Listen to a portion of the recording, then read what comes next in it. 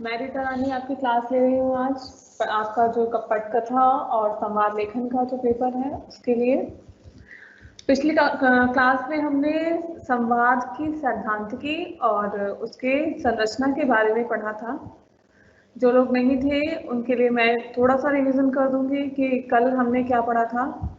और कुछ लोगों ने ये भी पूछा था जो इससे पहले फर्स्ट यूनिट और सेकंड यूनिट पढ़ी गई थी कि पटकथा क्या है। ठीक है, तो मैं शुरू से ही समझा देती हूँ कि पटकथा क्या होती है। जब भी हम फिल्म लेखन की बात करते हैं तो या टीवी लेखन की बात करते हैं या फिर कोई डॉक्यूमेंट्री बनाई जाती है तो सबसे पहले कोई कहानी चुनी जाती है कि हमें किसके विषय में कोई फिल्म या कहानी बनानी है। ठीक है, मान लीजिए हमने सुभाष चंद्र बोस के जीवन पर कोई कहानी हमने चुन ली कि हमें उनके जीवन पर एक फिल्म बनानी है। उस फिल्म अब हमने सोच लिया कि अब हमारे पास उनकी जीवनी है, कहानी तो है कि फिल्म बनानी है, लेकिन अब दूसरी चीज आती है, सेकंड स्टेप है उसकी पटकथा लिखना। पटकथा यानी जब हम कैमरा के एंगल से उनकी जीवनी को दर्शकों को दिखाएंगे, पर्दे पर उतारेंगे, फिल्माएंगे उसे, तो कैसा होना चाहिए, कैसा दिखना चाहिए। पटकथा का मेन मोटिव है कि कैसा दिखना चाहिए। कैमरे के एंगल से हमें दर्शकों को क्या दिखाना है। जैसे मान लीजिए सुभाष चंद्र बोस अपनी सेना को संबोधित कर रहे हैं, ये सीन फिल्माना है हमें। ठीक है, जब वो ये नारा देते हैं कि तुम मुझे खून दो मैं तुम्हें आजादी दूंगा, तो उस दृश्य को फिल्माने के लिए पटकथा लेखक को क्या लिखना होगा। उसे लिखना होगा कि सुभाष चंद्र बोस स्टेज पर हैं, माइक पर खड़े हुए हैं और जो सेना जो है वर्दी में तैयार होकर मैदान में खड़ी है।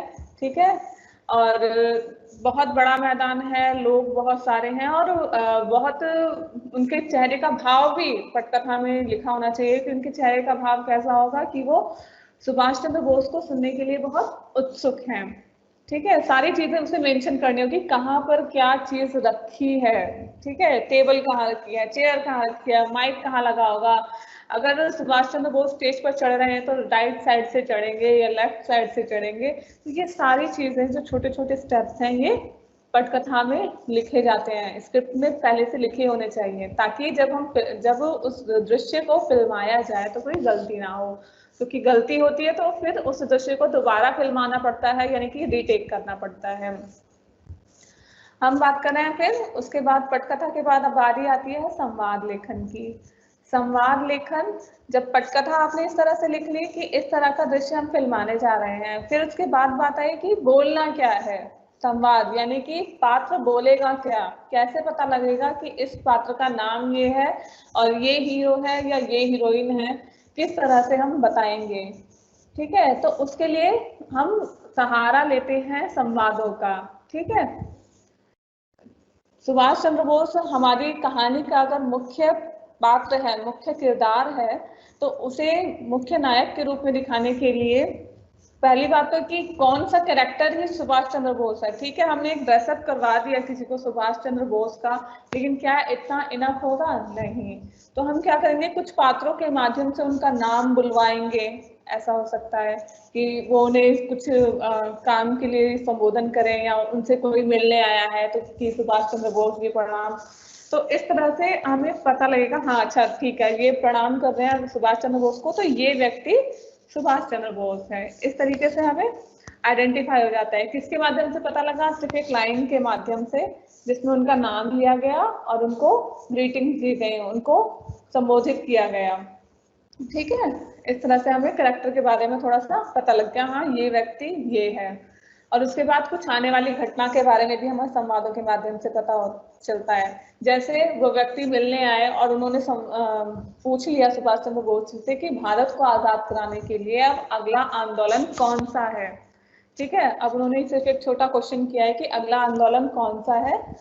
तो सुभाष चंद्र बोस उनको अपनी प्लानिंग बताते हैं कि अब हम क्या करेंगे, अब हम अपने देश की, अंग्रेजों के मुकाबले में अपने देश की एक सेना बनाएंगे और उस सेना के द्वारा हम अंग्रेजों का मुकाबला करेंगे, उनसे लड़ेंगे और अपने देश को स्वतंत्रता दिलवाएंगे। तो इन सब जब ये दो व्यक्तियों के बीच में संवाद हुआ, उससे हमें कहानी के बारे में पता लगा कि फिल्म की स्टोरी क्या है, कि सुभाष चंद्र बोस देश को आजाद कराना चाहते हैं और उसके लिए उन्होंने प्लानिंग क्या की है, ये सब किया। तो किसके माध्यम से पता लगा? संवाद के माध्यम से। इस तरह से कोई भी फिल्म या टीवी सीरियल बनाने के लिए या डॉक्यूमेंट्री बनाने के लिए इन 3 चीजों की आवश्यकता होती है। कहानी, जो एक मुख्य किस विषय पर वो है, दूसरा पटकथा यानी कि कैमरे के एंगल से जब उस दृश्य को फिल्माया जाए तो क्या चीजें दिखें, क्या सिंबल्स वहां पे दिखें, ठीक है, क्या चीज कहाँ रखी होनी चाहिए, कहाँ से कैरेक्टर वो चल कर आएगा, ये चीजें। और फिर संवाद यानी कि आगे क्या होने वाला है। जब पात्र आपस में बातचीत करते हैं तब हमें समझ में आता है कि आगे क्या होने वाला है। आइए अब मूल विषय पर आते हैं। जो आज हम पढ़ने वाले हैं वो है फिल्मों का संवाद। ठीक है, आपके यूनिट 4 पर हम आ चुके हैं। यूनिट 4 में 4 चीजें आपकी पढ़ने के लिए, फीचर फिल्म का संवाद, टीवी धारावाहिक का संवाद, कहानी का संवाद और डॉक्यूमेंट्री का संवाद। तो सबसे पहले हम पढ़ रहे हैं इसमें फीचर फिल्म का संवाद। ठीक है, तो फिल्मों का संवाद लेखन कैसे किया जाता है, आज हम ये विषय पढ़ेंगे। ठीक है, तो उसमें हम कई सारी चीजें आज पढ़ने वाले हैं इसमें, कि संवाद होते क्या हैं, फिल्मी संवादों की विशेषताएं क्या होती हैं, ठीक है, फिल्मी संवादों के प्रकार कौन कौन से होते हैं, फिल्मी संवादों का कार्य क्या है, और फिल्मी संवाद और पात्रों की क्या भूमिका होती है। क्या संवादों का पात्र से कनेक्शन होता है? बिल्कुल, क्योंकि पात्र ही संवाद को बोलने वाले हैं, उसको एग्जीक्यूट करने वाले पात्र ही होते हैं। ठीक है, फिल्मी संवाद की भाषा कैसी होती है, इसके विषय में हम पढ़ेंगे। कल भी हमने इसके बारे में कुछ बातें पढ़ी थी, फिल्मी संवाद की भाषा के बारे में। फिर हम पढ़ेंगे इसमें आज की फिल्मी संवाद, ध्वनि प्रभाव और आंगिक भाषा, इसका क्या असर होता है, क्या प्रभाव होता है। यानी कि जब कोई हीरो यानी नायक फिल्म का संवाद बोल रहा है तो उसकी जो टोन होती है और उसकी जो बॉडी लैंग्वेज होती है, उसका क्या इफेक्ट पड़ता है उसके किरदार पर। फिर उसको हम सारांश यानी समअप करेंगे। तो आइए शुरू करते हैं हम लोग। जैसा कि कल हमने पढ़ा था कि संवाद क्या है, फिर से इसको एक बार रिवाइंड कर लेते हैं। कि पहले तो जैसे मूक फिल्में चलती थी बिना आवाज की, उसके बाद वाणी वाली फिल्में आई यानी बोलती हुई फिल्में आई, फिर कलर फिल्म्स आई। और लोग देखिए, जब बिना संवाद की फिल्में होती थी तो सिंबल्स के माध्यम से बात होती थी। तो लोग इस चीज के आदी हो चुके थे कि सिंबल्स चल रहा है अगर कुछ तो इसका मतलब ये है। तो अब जो डायलॉग लिखना था उसमें ऐसी चीजें लिखनी थी, एक उनके पास ऐसा चैलेंज था, जो स्क्रिप्ट लिखते हैं या संवाद लिखते हैं, कि दर्शक को पता तो है कि मतलब इस चीज का मतलब ये है। यानी कि अगर कोई गरीब व्यक्ति दिखाना है तो कैसे कि उसने मैले कुचैले कपड़े पहने हैं, साफा बांधा हुआ है, बहुत गरीब उसकी स्थिति दिखाई गई है, तो कपड़ों से आप अंदाजा लगा लेते हैं। तो इस तरह का एक प्रतीक बन गया कि हाँ, गरीब व्यक्ति है तो वह ऐसा ही दिखता है। ठीक है, या फिर किसी मुस्लिम किरदार को जब भी आप देखेंगे फिल्मों में दिखाया जाता है तो दिखाया जाता है कि मतलब उसने काजल लगाया है, गले में एक लॉकेट पहना हुआ है, सफेद कुर्ता पहना हुआ है। तो इस तरह से एक वेशभूषा एक तैयार कर दी गई, एक प्रतीक बना दिया गया कि जिस व्यक्ति ने ये सब चीजें की हुई हैं, पहनी हुई हैं, तो वो व्यक्ति इस विशेष वर्ग से है। ठीक है, तो इस तरह की चीजों के तो आगे हो गए, लोगों को समझ में आने लगा कि हाँ ये चीज ये है।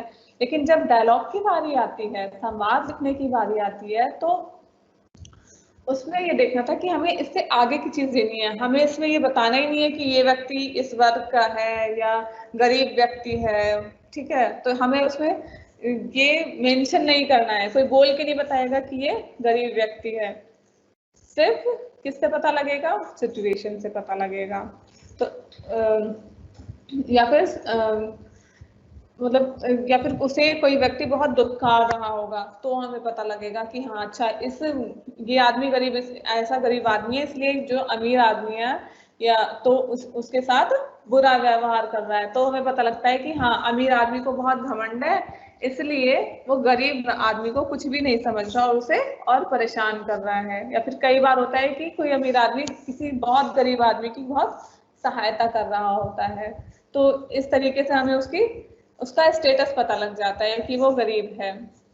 ठीक है, लेकिन इस चीज को मेंशन नहीं किया जाता कि हाँ वो बहुत गरीब आदमी है।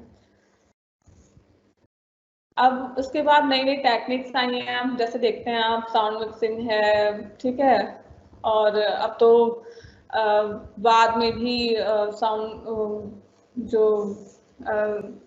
डायलॉग्स है बाद में रिकॉर्डिंग होने लगती है, खासकर जब आप देखते हैं एनिमेटेड फिल्में जो होती हैं वो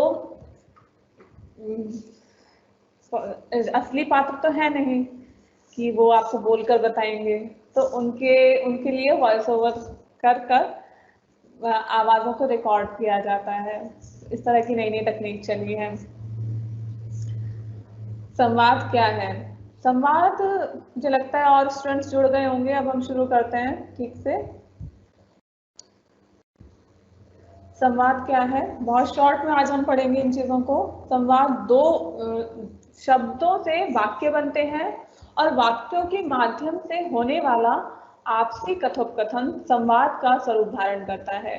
यही संवाद मनुष्य के बीच होने वाले क्रियाकलाप, विचारों, भावनाओं, प्रतिक्रियाओं और इच्छा आकांक्षाओं को सामने लाते हैं। यह बातचीत सार्थक होती है और उसमें कई अर्थ छिपे होते हैं जिससे फिल्म के मूल विषय या पात्रों के चरित्र को उभार मिलता है। ये बात मैं आपको 2-3 बार समझा चुकी हूँ कि संवाद क्या होता है, दो लोगों के बीच में आपसी बातचीत। जैसे अभी मैंने सुभाष चंद्र बोस वाला आपको उदाहरण दिया था कि उसने संबोधित किया तो हमें पता लगा अच्छा इस पात्र का नाम सुभाष चंद्र बोस है। उसने पूछा आप अगला कदम क्या लेने वाले हैं, तब हमें पता लगता है कि सुभाष चंद्र बोस की देश को आजाद कराने के लिए क्या प्लानिंग है। तो इस तरह से हमें विचार पता लगे, उनके प्रतिक्रियाएं पता लगी और हमें उनकी प्लानिंग, इच्छाएं, आकांक्षाएं, प्लानिंग पता लगी कि क्या प्लानिंग है उनकी।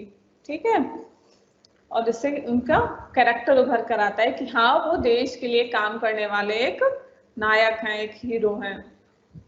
असगर वजाहत लिखते हैं कि फिल्मों में पात्रों द्वारा बोले गए संवाद एक और जहां वास्तविक जीवन में बोले गए संवादों के समान होते हैं, तो कहीं कहीं लार्जर देन लाइफ होते हैं। इसका क्या अर्थ है? यानी कि जब भी हम संवाद लिखें तो ऐसा होना चाहिए कि हमें लगे कि वो रियल में बोला गया है, बनावटी नहीं, उसमें बनावटीपन नहीं होना चाहिए।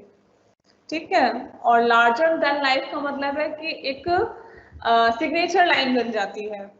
ठीक है, जैसे अमिताभ बच्चन के कुछ डायलॉग्स हैं जो बहुत ज्यादा फेमस हुए, जैसे मेरे पास माँ है।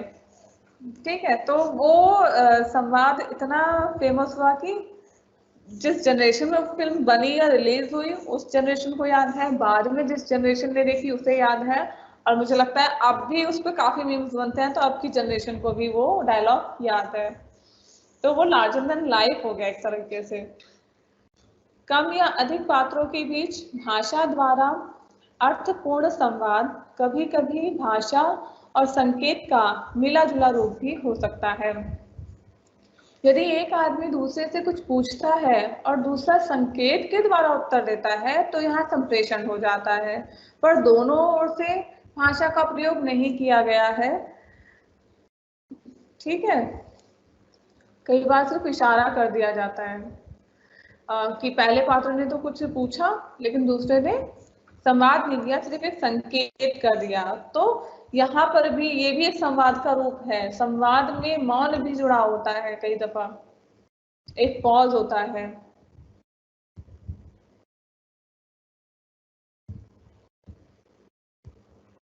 इसके बाद उन्होंने कहा है कि कहानी में विविध प्रकार के पात्र होते हैं, पात्रों की पृष्ठभूमि और स्वभाव भिन्न होता है।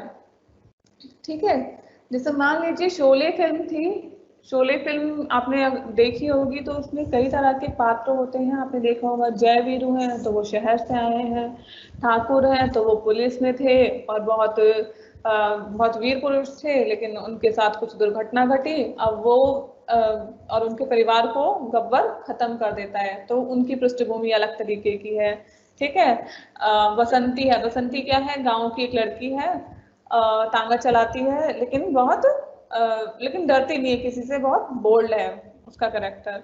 फिर गब्बर के बारे में आते हैं, तो गब्बर क्या है, डाकू है जिसने एक पर्टिकुलर एरिया में अपना इतना प्रभाव बना रखा है कि वो लोगों पर अत्याचार करता है और पुलिस उसे पकड़ना चाहती है और उसके ऊपर इनाम भी रखा हुआ है। तो क्या है, ये पृष्ठभूमि है इन लोगों की और स्वभाव भी इसी के अनुसार उनका भिन्न भिन्न है। ठीक है। उसी के अनुसार उनके संवाद भी लिखे गए हैं। यही कारण है कि विभिन्न पात्रों के संवाद एक दूसरे से बहुत भिन्न होते हैं। पात्रों के संवादों की विभिन्नता संवाद लेखक के लिए बहुत बड़ी चुनौती होती है। लेखक को न केवल प्रत्येक पात्र की भाषा अथवा बोली का स्टाइल करना पड़ता है, बल्कि कहीं कहीं यह सुनिश्चित भी करना पड़ता है कि फिल्म आगे बढ़ने के साथ साथ संवादों में किस तरह का परिवर्तन आएगा। ठीक है। क्योंकि क्या होता है, पटकथा एक ही व्यक्ति लिख रहा होता है, एक व्यक्ति पटकथा लिख रहा है, एक व्यक्ति इसके संवाद लिख रहा है। ये दोनों काम तो अलग अलग व्यक्ति कर रहे होते हैं, लेकिन कहानी एक ही है। एक ही कहानी की पटकथा भी लिखनी है कि कैमरे के एंगल से क्या क्या दृश्य हमें दिखाना है, कौन सा पात्र कहाँ खड़ा होगा, और दूसरा व्यक्ति लिख रहा होता है कि वो जो पात्र खड़ा है वहां पर वो बोलने क्या वाला है। अब वो हाथ में ग्लास उठाएगा, ठीक है, तो ग्लास उठाने के बाद उसको क्या बोलना है, ये तो संवाद लेखक लिख रहा है। पटकथा लेखक ने लिख दिया कि नायक एक पार्टी में गया है और उसने वहां पर एक शराब का ग्लास उठाया। तो स्क्रिप्ट राइटर वहां पर जो संवाद लेखक है वो इसके बाद का काम संवाद लेखक का है, वो लिखेगा कि हाँ, ग्लास उठाने के बाद उसने क्या डायलॉग बोला। तो यहाँ पर एक टीम वर्क की जरूरत पड़ती है, वो दोनों व्यक्तियों को मिल के काम करना पड़ता है। हालांकि काम अलग अलग है, लेकिन फिर भी एक ट्विनिंग चाहिए होती है काम करने के लिए उन दोनों को आपस में। फिल्मों की कहानी, पटकथा और संवाद आपस में जुड़े हुए होते हैं। इन तीनों पर अलग अलग व्यक्ति काम कर रहे होते हैं और तीनों को आपस में तालमेल बिठाना पड़ता है। यानी कई बार होता है कि कहानी लिखी तो गई, लेकिन एंड नहीं समझ में आ रहा कि एंड में क्या करना है। मान लीजिए कोई कहानी है और जैसे शोले के बारे में ही कहा जाता है कि जब ये कहानी लिखी गई थी और उसमें जय उसमें मर जाता है, यानी कि अमिताभ बच्चन का जो रोल है उसमें अमिताभ बच्चन उसमें अंत में उसमें दिखा दिया जाता है कि गब्बर ने उन्हें मार दिया और वो फिल्म फ्लॉप हो गई थी उस टाइम पर। तो बाद में जो लेखक थे सलीम जावेद जी ने इस फिल्म को लिखा था, तो उन्होंने कहा कि ऐसा करते हैं कि फिल्म का जो एंड है वो चेंज कर देते हैं। ठीक है, यानी कहानी का एंड कैसा होगा कि हमें हीरो को दिखाना है कि हीरो एंड में मर जाता है, तो तब कैसा सीन फिल्म में आ जाएगा, यानी पटकथा कैसे लिखी जाएगी, तब संवाद किस तरह का होगा। वहां पे तीनों को आपस में मिलकर काम करना पड़ता है। तो फिल्म की कहानी पटकथा से चलती है, पटकथा संवादों से बनती है और दर्शकों को ध्यान में रखते हुए संवाद लिखे जाते हैं। संवाद क्योंकि लिखे ही दर्शकों के लिए जाते हैं कि दर्शकों को वो पसंद आए हमारी फिल्म की कहानी। देखिए साहित्य की ये अफजल वजाहत जी ने कहा है कि साहित्य की विधा में अगर कवि कहानी नहीं लिख पाए तो अनर्थ नहीं होगा, क्योंकि हर विधा साहित्य में अलग अलग होती है। जो कवि है वो जरूरी नहीं कि वो कहानीकार भी हो, और ये कहानीकार अच्छी पटकथा नहीं लिख पाता इसलिए उसे संवाद लेखन का अवसर नहीं दिया जाए, किंतु ये विभाजन समर्थनीय नहीं है। देखिए कई बार होता है कि जो कवि है वो कहानी नहीं लिख पाता, लेकिन हो सकता है वो और चीजें बहुत अलग अलग चीजें अच्छी तरीके से लिख दे। दृश्य श्रव्य माध्यम में लेकिन क्या होता है, दृश्य श्रव्य माध्यम यानी फिल्में या टीवी धारावाहिक जो है उसमें कहानी पटकथा संवाद एक ही बिंब के अंग हैं, यानी कि उसे वो तीनों चीजों का पता होना चाहिए। ये नहीं कि कहानी लेखक है तो उसे समाज के बारे में समझ नहीं होनी चाहिए, उसे समझ होनी चाहिए। ठीक है, उसे पता होना चाहिए कि हाँ अगर मैं हैप्पी एंडिंग कर रहा हूँ तो वहाँ संवाद लेखक ने अगर कुछ गलत संवाद लिख दिए तो मेरी फिल्म फ्लॉप हो जाएगी। तो उसे संवाद लेखक को इस तरह से एक्सप्लेन अच्छे से करना पड़ेगा कि हैप्पी एंडिंग के लिए तुम्हें इस हैप्पी एंडिंग कर रहा हूँ तो इस तरह के ऐसा, और पटकथा लेखक बताएगा कि हाँ दृश्य को हम ऐसा फिल्माएंगे कि वहाँ शादी हो रही है या हीरो और हीरोइन आप मिल गए हैं, ठीक है, और बाकी सब कुछ जो विलन था वो मर गया है। तो इस तरह के सीन जब फिल्माया जा रहा है तो तब किस तरह के संवाद आएंगे, तो इसलिए तीनों को मिल के काम करना पड़ता है। फिल्मी संवादों की विशेषताएं, इसे जल्दी से पढ़ लेते हैं क्योंकि आज 2 टॉपिक कराने हैं हमें, फिल्मों के संवाद और टीवी धारावाहिक के संवाद, और इसमें हमें अंतर क्या होता है ये भी पढ़ना है।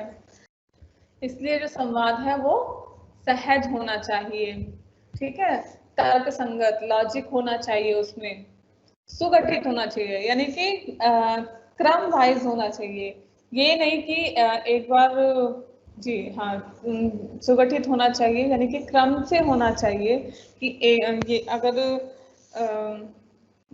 सीन दिखाया गया है किसी तरीके, मतलब उसमें एक सीक्वेंस होना चाहिए। अगर सीक्वेंस नहीं है बातचीत में, जब सुभाष चंद्र बोस और उनसे मिलने वाले लोग बात कर संप्रेषणीय हो, यानी कि लोगों को वो अच्छे से समझ में आए, संक्षिप्त हो, छोटे होने चाहिए, और साथ साथ संवाद जो है उसमें फिल्में चुस्त दुरुस्त होती हैं।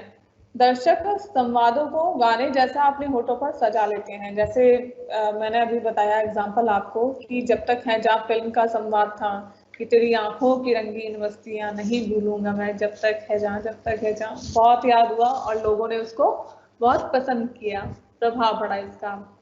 अब हम पढ़ते हैं कि फिल्म के, ये तो थी विशेषताएं कि क्या क्या विशेषताएं होती हैं फिल्मी संवादों की। यथार्थवादी, स्वाभाविक, सहज, तर्क संगत, सुगठित, प्रभावशाली, संप्रेषणीय और संक्षिप्त। छोटे डायलॉग होने चाहिए, 5-5 लाइन के डायलॉग नहीं होने चाहिए। डायलॉग 1 या 2 लाइन के ही डायलॉग अच्छे माने जाते हैं। फिल्मी संवाद के प्रकार की हम बात करेंगे तो असगर वजाहत जी ने फिल्मी संवादों के 4 प्रकार बताए हैं। पहला प्रकार उन्होंने बताया है कि सामान्य जानकारी देने वाला संवाद। दूसरा उन्होंने बताया है कि औपचारिक कार्य व्यापार की सूचना देने वाले संवाद, और तीसरा है विचार व्यक्त करने वाले संवाद, और चौथा है भावनाएं व्यक्त करने वाले संवाद। इनके बारे में थोड़ा डिटेल में पढ़ लेते हैं। सामान्य जानकारी देने वाले जो संवाद होते हैं, ठीक है, सामान्य जानकारी देना और लेना दोनों है इसमें, और उसमें सिर्फ एक सूचना दी जाती है, जानकारी दे दी जाती है, ठीक है। और ये ज्यादातर जो नायक नायिका से अलग जो लोग होते हैं उनको ज्यादातर ऐसा डायलॉग दिया जाता है। जैसे आपने देखा होगा फिल्मों में रामू काका होते हैं, ठीक है, तो नौकर होता है तो उससे पूछा जाता है साहब, जैसे किसी ने पूछा उससे साहब कहाँ हैं, तो उसने बताया कि साहब तो अभी ऑफिस गए हैं, ठीक है, या साहब किसी की शादी में गए हैं। सिर्फ एक डायलॉग उसने बता दिया कि हाँ साहब कहाँ गए हैं, ठीक है, जानकारी प्राप्त हो गई। एक छोटा सा डायलॉग था, उससे सूचना मिल गई। तो ये कैसा संवाद है? सामान्य जानकारी देने लेने वाला संवाद। फिर बात करेंगे भावनाएं व्यक्त करने वाले संवाद कौन से होते हैं। देखिए, भावनाएं व्यक्त करने वाले संवाद, कल एक प्रश्न भी इसी के ऊपर मुझसे किया गया था कि फिल्मों में या पटकथा में या संवाद में रस का क्या महत्व होता है। तो रस का महत्व संवादों में ज्यादा होता है पटकथा से ज्यादा, ठीक है। हालांकि ये क्योंकि संवाद कौन बोल रहा होता है? पात्र, और पात्र जब संवाद के माध्यम से या अपने भावों के माध्यम से, चेहरे के माध्यम से और अपने बॉडी लैंग्वेज से, यानी कि आंगिक चेष्टाओं से जो एक्सप्रेशन देता है संवाद के माध्यम से, उससे उसे दर्शक देख रहा होता है, ठीक है, उसके माध्यम से वो अंदाजा लगाता है अच्छा इसके मन में ये चीज चल रही है, ठीक है, सामने वाले के बारे में। और अब और या किसी चीज को देखकर कोई जैसे कोई एक्सीडेंट सीन देख लिया किसी ने, ठीक है, कोई कैरेक्टर है उसने एक एक्सीडेंट सीन देख लिया है, तो उसके ऊपर उसका क्या प्रभाव पड़ेगा, उसके एक्सप्रेशन कैसे चेंज हो जाएंगे, ठीक है, और या ठीक है कैसे चेंज हो जाएंगे, उसकी बॉडी लैंग्वेज कैसे चेंज हो जाएगी फटाफट। तो ये सब चीजें जब दिखाई जाती हैं तो वहां पर रस का प्रभाव होता है। तो रस हमारे जो मनुष्य है उसमें स्थायी भाव 11 तरह के होते हैं और विभाव, अनुभाव और संचारी भाव होते हैं। विभाव, अनुभाव और संचारी भाव स्थायी भाव को ताकत देते हैं और इन भावों को बड़ी सार्थकता के साथ फिल्मी संवादों में इस्तेमाल किया जाता है। अब विभाव, अनुभाव और संचारी भाव क्या है, मैं थोड़ा सा एक्सप्लेन कर देती हूँ, प्लीज ध्यान से सुनिएगा इसको क्योंकि ये बहुत इंपॉर्टेंट होने वाला है। ठीक है, क्या होता है, एक कैरेक्टर, कुछ इसके लिए टर्म्स हैं, मैं वो टर्म्स यूज नहीं कर रही क्योंकि मुझे लगता है कि अगर आप वो टर्म्स सुनेंगे या लिखेंगे तो आप ज़्यादा कंफ्यूज हो जाएंगे। तो मैं सिर्फ इसे नायक और नायिका के रूप में समझाऊंगी, तो आप इसे ध्यान से सुनिए। मान लीजिए नायक है, उसने नायिका को देखा, यानी हीरो ने हीरोइन को देखा। जब नायक नायिका को देखता है तो उसके मन में कैसे भाव आए, उसके मन में भाव आए, उसने उसे देखा हीरोइन को कि अरे यार ये तो बहुत सुंदर है, इसकी बड़ी बड़ी आंखें हैं, देखने में कितनी खूबसूरत है। ठीक है, अब उसके मन में ठीक है इस तरह का उसने देखा, नायिका को देखा और नायक के अंदर उस तरह के भाव उत्पन्न हुए। ठीक है, फिर वो भाव उत्पन्न होने के बाद उसके फेस एक्सप्रेशन चेंज हुए। ठीक है, फेस एक्सप्रेशन चेंज होने के बाद उसकी बॉडी लैंग्वेज से भी थोड़ा बहुत पता लगता है, जैसे उसे देख के बहुत रोमांच हो गया या पसीने छूट गए या बेहोश हो गया हीरो देखकर हीरोइन को। तो इस तरह से हमें क्या पता लगा, ये अनुभाव हुआ। फिर संचारी भाव, जब वो कैरेक्टर किसी से कोई बात करता है इस बारे में तो वो भाव, तो इस तरह से बॉडी लैंग्वेज में जब इस तरह का है कि उसे पसीने आने लगे हीरोइन को देख के या वो बेहोश हो गया तो वहां पे रस का संचार हो गया। और हमने ये यहाँ तक तो अनुभव था, संचारी को कैसा हुआ कि हमने जब हीरो को इस स्थिति में देखा कि जो हीरो है वो हीरोइन को उसने देखा, उसके मन में उसके लिए ऐसा ख्याल आया कि ये तो बहुत खूबसूरत है और मुझे इससे प्यार हो गया। अब दर्शक पे जो प्रभाव पड़ेगा, दर्शक पर जो प्रभाव पड़ा, वहां दर्शक में रस की उत्पत्ति हुई कि उसने एक रोमांटिक सीन देखा और दर्शक में भी वही भाव उभर के आ गया, अरे वाह कितना अच्छा रोमांटिक सीन दिखा रहे हैं। तो वहां पर रस की उत्पत्ति होती है। ठीक है, जब आपको वो चीज रियल लगने लगे। ठीक है, बस ये छोटी सी बात थी लेकिन बहुत गंभीर बात थी, इसलिए समझाना बहुत जरूरी था ये। ठीक है, विभाव, अनुभाव और जब संचारी भाव आते हैं तो इसी के अनुसार डायलॉग भी लिखे जाते हैं। संवाद लेखक को इन चीजों का ध्यान रखना पड़ता है। हीरो ने देखा हीरोइन को, बेहोश हो गया या उसके पसीने छूट गए। ठीक है, दर्शकों ने भी वो सीन देखा तो वो समझ गए कि हाँ यहाँ पे क्या चल रहा है और उन्हें बड़ा अच्छा लग रहा है, यानी कि उन्हें लग रहा है यार हीरो की जगह पे तो हम ही होते तो कितना बढ़िया होता है, या हमारे अंदर भी सेम फीलिंग्स आ जाए जो हीरो के अंदर आ रही है, तो वहां पे रस की उत्पत्ति हो जाती है। तो अब उस स्थिति में वैसे ही डायलॉग्स लिखने पड़ेंगे संवाद लेखक को। किस तरह के डायलॉग, वो ये तो नहीं लिखेगा ए चल मेरे साथ चल शादी कर ले तू, ठीक है, या मेरे को तेरे साथ दोस्ती करनी है, इस तरह के संवाद नहीं लिख सकता। ठीक है, वो संवाद लेखक है, उसे सिचुएशन के अकॉर्डिंग लिखना पड़ेगा। जैसे वो बहुत प्यार से कहे कि क्या आप मेरे साथ एक कप कॉफी पीने चलेंगी, रिक्वेस्ट कर रहा है। क्यों? क्योंकि वहां पर एक रोमांटिक सीन चल रहा है, एक प्रेम सीन। ठीक है, प्रेम दिखाना है वहां पे हीरो हीरोइन का, तो वो क्या करेगा, उसे इम्प्रेस करने की कोशिश करेगा और उसी तरह के डायलॉग्स वो वहां पर बोलेगा। तो इसलिए संवाद लेखक को ये चीज ध्यान में रखनी होगी। ठीक है, जिस तरह की सिचुएशन है, जिस तरह का करेक्टर है, जिस तरह के वहाँ भाव उत्पन्न हो रहे हैं, दर्शकों में रस की उत्पत्ति हो रही है, उसी तरह के संवाद वहां पर लिखने पड़ेंगे।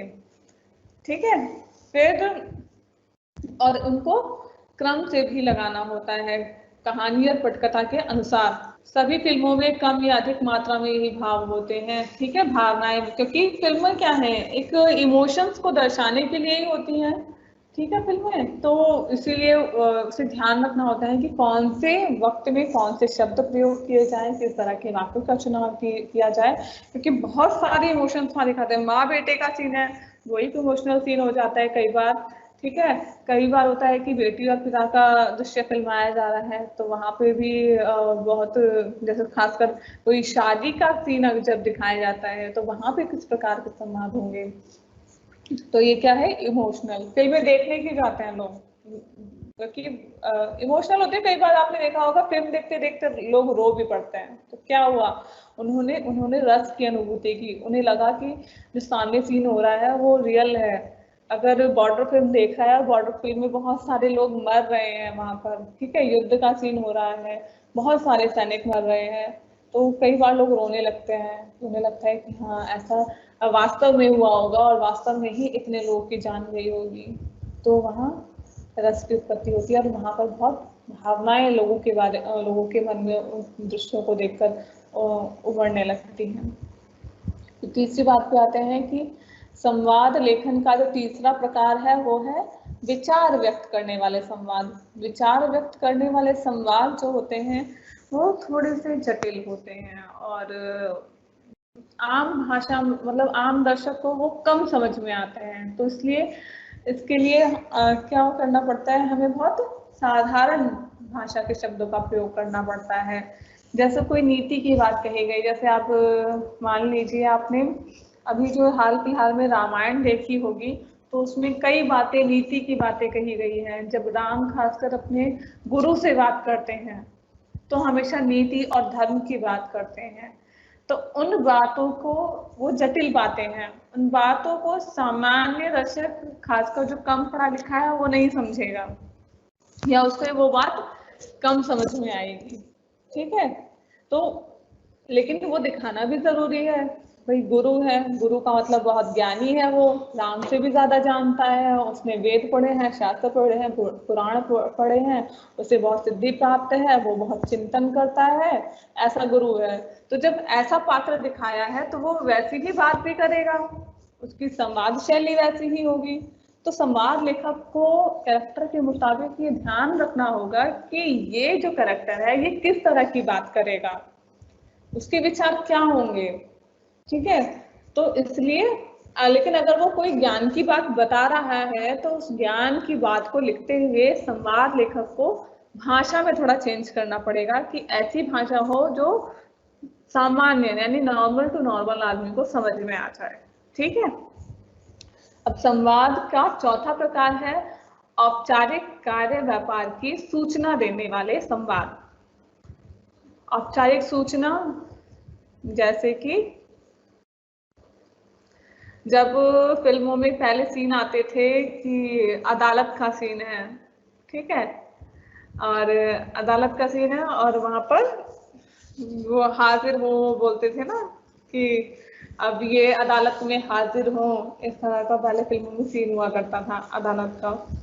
अब खैर ऐसा नहीं होता है, अब अलग हो गया है काफी। तो ये औपचारिक सूचना देने वाले संवाद होते हैं। ठीक है, चौथा प्रकार था ये। अब इसके बाद हम बात करेंगे फिल्म संवाद का काम क्या है। तो ये इससे कुछ फायदा भी होता है या संवाद, मतलब कोई भी फिल्मों के संवाद दिख सकता है, डायलॉग राइटिंग कोई भी सिंपल सा काम है, कोई भी कर लेगा, क्या ऐसा पॉसिबल है? नहीं है। सबसे पहले चीज तो उसे चाहिए होती है कि उसमें बहुत क्रिएटिविटी हो।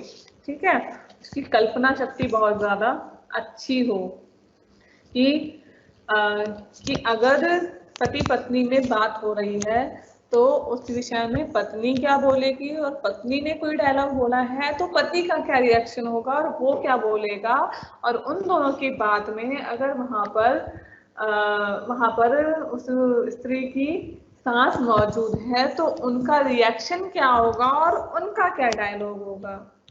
बात यहाँ 3 अलग अलग कैरेक्टर कर रहे हैं, लेकिन संवाद लेखक को तीनों ही एंगल से सोचना पड़ेगा और तीनों के डायलॉग लिखने पड़ेंगे।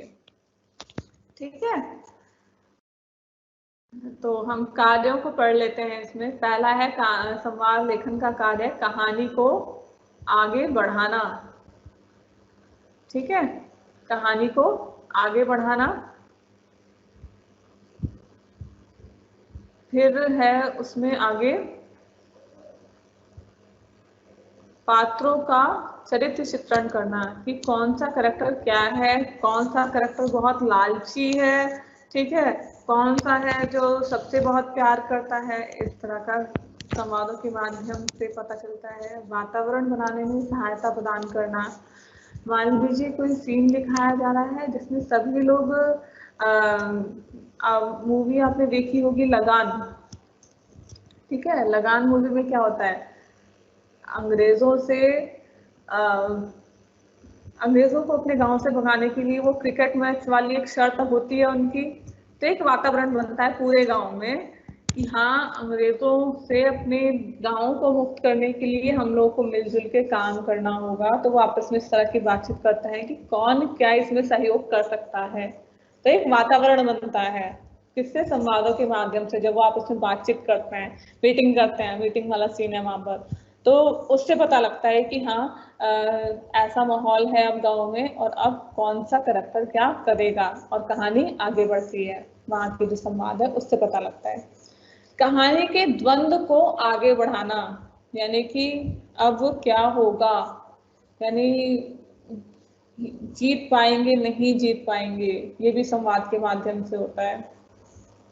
अप्रस्तुत की जानकारी देना, कुछ कैरेक्टर्स हैं जो उसमें होते हैं लेकिन नहीं होते कहने का मतलब है अप्रस्तुत की जानकारी, कि जैसे पिछली फिल्मों में होता था कि हीरो है वो अपनी माँ के साथ रह रहा है लेकिन उसे पता नहीं है कि उसका पिता कहाँ है। तो उन स्टोरीज में ज्यादातर में ये होता था कि उसका पिता या तो विलन होता था, ठीक है, या फिर मर चुका होता था। तो एक अप्रस्तुत जानकारी भी संवाद के माध्यम से दी जाती है, ठीक है। संबंधों का चरित्र चित्रण करना, संबंधों का चित्रण करना कि कौन सा करेक्टर किससे रिलेटेड है, ठीक है, कहाँ पे बेटी और पिता का है संवाद, ठीक है, कहाँ भाई और भाई संवाद कर रहे हैं, कहाँ दोस्त और दोस्त बात कर रहे हैं आपस में, ठीक है। तो इसकी जानकारी भी संवादों के माध्यम से मिलती है।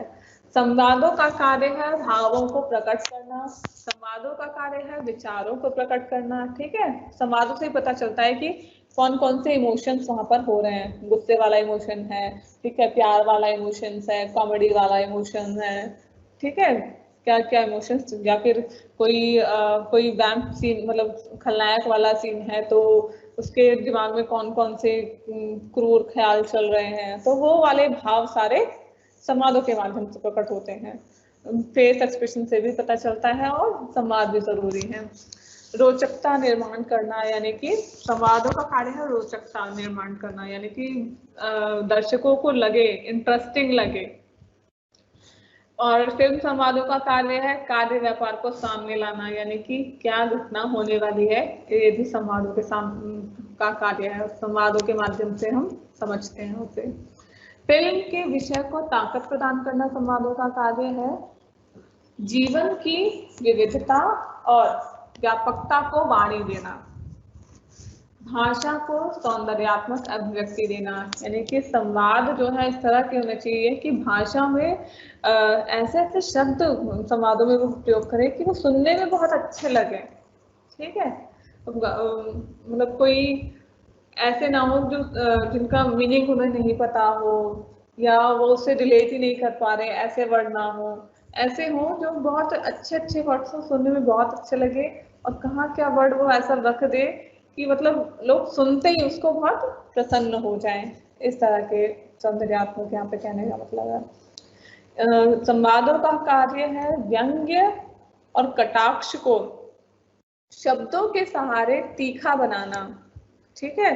जब कई बार होता है कि चिढ़ाना किसी को या फिर कटाक्ष करना, यानी उसकी बात को काट देना, ठीक है, कहते हैं ना नहले पे डाला देना ईंट का, ठीक है, उसने कुछ बोला और उसका तुरंत पलट के जवाब दे दिया और बोलती बंद कर दी, ठीक है, उसको कटाक्ष बोला जाता है, ठीक है, या व्यंग किया गया, तो वहां पे कैसी लैंग्वेज यूज होगी, उसका ये भी कार्य संवाद के माध्यम से होता है, ठीक है। तो हमें पता लगता है अच्छा इसने इसकी बात का ऐसा जवाब दे दिया, ओके, यानी कि इन दोनों के बीच में संबंध जो है वो बहुत अच्छे नहीं है, इससे हम संवाद के माध्यम से अंदाजा लगा लेते हैं। तो इसलिए संवाद के ये सभी कार्य थे जो अभी आपने पढ़े। कहानी आगे बढ़ाना, चरित्र चित्रण करना, वातावरण को समझाना, द्वंद्व को बताना और प्रस्तुत की जानकारी देना, ठीक है, संबंधों को बताना, भावों और विचारों यानी कि इमोशंस के बारे में, थिंकिंग के बारे में जो है फिल्मी संवाद का कार्य है ये सब बताना, कार्य व्यापार को बताना, ठीक है, भाषा को सौंदर्यात्मक अभिव्यक्ति देना संवाद का कार्य है, और कहाँ व्यंग और कटाक्ष है उसकी भाषा के बारे में भी पता चलता है। अब आ जाती है बारी फिल्मी संवाद और पात्रों के बारे में। फिल्मी संवाद और पात्र का रिलेशन क्या है? पात्र ही संवाद बोलेगा, कोई और तो वहां पर आकर बोलेगा नहीं, लिखा ही उसी के लिए जा रहा है, उस कैरेक्टर को सोच के ही लिखा जा रहा है। जो संवाद लेखक है वो कैरेक्टर जो उसे दिया गया है उसको सोचकर ही उसने वो डायलॉग लिखा है, तो ऑफकोर्स उसी का संबंध है। तो कौन सा पात्र कौन है, कहाँ से आया है, उसकी परिस्थिति क्या है, बहुत सारी बातें होती हैं जिनके माध्यम से तय होता है कि संवाद की भाषा क्या होगी। मान लीजिए हीरो है, गांव से आया है, ठीक है, गांव से आया है लेकिन बहुत साहसी है, ठीक है, किसी भी सिचुएशन को फेस करने के लिए वो तैयार है, लेकिन शहर आके क्या है, वो गरीब है, उसके पास साधन नहीं है अमीर होने के, या खाने को नहीं है, या उसे बहुत स्ट्रगल करना पड़ता है पैसे कमाने के लिए, ठीक है। तो उस टाइम पर उसकी भाषा क्या होगी? और फिर क्या होता है, अगर हो गया कि बाद में सीन कुछ चेंज हुआ, वो अमीर हो गया, तो उसका बॉडी लैंग्वेज चेंज हो जाएगा, उसका स्टाइल चेंज हो जाएगा, और जो वो वर्ड्स बोलता था वो भी चेंज हो जाएंगे, ठीक है। तो इस तरह से भाषा पे असर पड़ता है। पात्र के अनुकूल होनी चाहिए भाषा, कि पात्र जैसा जैसा कैरेक्टर प्ले कर रहा है वैसे वैसे उसकी भाषा भी बदलती जाएगी या वैसी ही भाषा रहेगी, ठीक है। फिल्म के भीतर पात्र अनाड़ी है और उसके संवादों में परिशिष्ट भाषा और अंग्रेजी का उपयोग किया जा रहा है, तो ऊट पटांग लगेगा। ये अपोजिट है इसका, यानी कि मान लीजिए, हाँ, जैसे मान लीजिए वो गांव से आया कैरेक्टर, और हमने दिखा दिया कि वो गांव से तो आया है लेकिन वो बहुत शुद्ध टाइप की, मतलब बहुत अच्छी हिंदी भी बोल रहा है, अंग्रेजी के डायलॉग्स बोल रहा है, तो आपको अजीब नहीं लगेगा? यार ये तो गांव, अभी तो दिखाया था कि ये गांव में है और इसकी माँ उससे गांव की लैंग्वेज में बात कर रही थी, और ये यहाँ पे आके इंग्लिश में बात कर रहा है, बहुत स्टाइलिश तरीके से बात कर रहा है, तो आप रिलेट नहीं कर पाएंगे, आपको अजीब लगेगा कि ये कैरेक्टर ऐसे कैसे बात कर ले रहा है, ठीक है। तो इसलिए हमें पता होना चाहिए, यानी कि जो संवाद लेखक है उसको पता होना चाहिए कि जो कहानी है उसमें उस पात्र की क्या स्थिति है, पटकथा लेखक ने उसके लिए कौन सा दृश्य और कौन सी परिस्थिति चुनी है। यानी कि अगर पटकथा लेखक ने चुना है कि वो गांव में है, तो संवाद लेखक को गांव की भाषा का ही प्रयोग करना पड़ेगा। लेकिन अगर पटकथा लेखक ने ये लिखा है कि वो हीरो है, वो आलीशान बंगले में रहता है और बहुत ही सोफिस्टिकेटेड फैमिली में रहा है, ठीक है, एक बहुत ऊंचे स्टेटस वाली फैमिली में वो पला बड़ा है, तो उसकी आदतें भी अलग होंगी और उसकी लैंग्वेज भी अलग होगी, तो संवाद लेखक को उसी के अनुसार, यानी कि अमीर लोगों के अनुसार और बहुत एक ऊंचे स्टेटस वाले लोगों के अनुसार उसकी भाषा को, उसके संवादों को लिखना होगा, ठीक है। अगर संवाद का पात्र से ये बोलते हैं, ये उन्होंने असगर झा जी ने कहा है कि संवाद का पात्र से गहरा रिश्ता होता है, क्योंकि संवाद पात्र ही बोलते हैं। अच्छे संवाद लेखक अपने पात्रों को जितना जानता है, उनके स्वरूप की जितनी अच्छी कल्पना कर सकता है, वह उतनी ही अच्छे संवाद लिख सकता है। पात्र का संवाद लेखक से यही आग्रह होता है कि मैं जैसा बोलता हूँ वैसा तो लिख, ठीक है। अच्छा संवाद लेखक स्वाभाविक संवाद लिखता है। कहने का अभिप्राय यहाँ पर यंग एज का है या कोई बूढ़ा है, उसकी पारिवारिक पृष्ठभूमि कौन सी है, उसकी आर्थिक पृष्ठभूमि कौन सी है, शिक्षित है या नहीं, पात्र का सामाजिक और सांस्कृतिक परिवेश कौन सा है, पात्र की जाति और धर्म कौन सा है, ये बहुत बड़ा याद करना जरूरी। अब हम बात कर रहे थे फिल्मी संवाद की भाषा के बारे में हम बात करेंगे। अभी तक हमने बात की कि फिल्म के संवाद जो लोग बाद में आए हैं मैं बता दूं एक बार फिर कि संवाद क्या है, हमने ठीक है। फिर संवाद की विशेषताएं क्या होती हैं, संवाद के फिल्मी संवादों के प्रकार कौन कौन से होते हैं। असगर वजाहत जी ने हमें प्रकार बताए हैं संवाद के। सामान्य जानकारी देने लेने वाले संवाद है, औपचारिक कार्यकाल की सूचना देने वाले संवाद, विचार व्यक्त करने वाले संवाद, भावनाएं व्यक्त करने वाले संवाद। ठीक है। फिर हमने बात की है संवाद के प्रकार के बाद में कि संवाद के कार्य क्या होते हैं फिल्मी संवाद के। ठीक है, बहुत सारे कार्य होते हैं, जैसे विचार प्रकट करना, कहानी को आगे बढ़ाना, पात्र के चरित्र चित्रण में करना, ये सारी चीजें थी। फिर हमने बात की कि फिल्मी संवाद और पात्र, इनका क्या संबंध है। ठीक है, यानी संवाद लेखक को संवाद लिखने से पहले पात्र के बारे में किन किन बातों की जानकारी होनी चाहिए, जिसके अकॉर्डिंग या जिन्हें समझकर वो उस पात्र के अनुकूल भाषा का प्रयोग करे और उस पात्र की सिचुएशन के अकॉर्डिंग संवादों को लिख सके वो उन्हें। अब हम बात करने वाले हैं फिल्मी संवाद की भाषा के बारे में। फिल्मी संवाद की भाषा कैसी होनी चाहिए। अब हमने ये तो पता कर लिया कि फिल्मी संवाद की भाषा कैरेक्टर के अनुसार होना चाहिए, यानी कि जो पात्र है, ठीक है, उसके अनुसार होना चाहिए।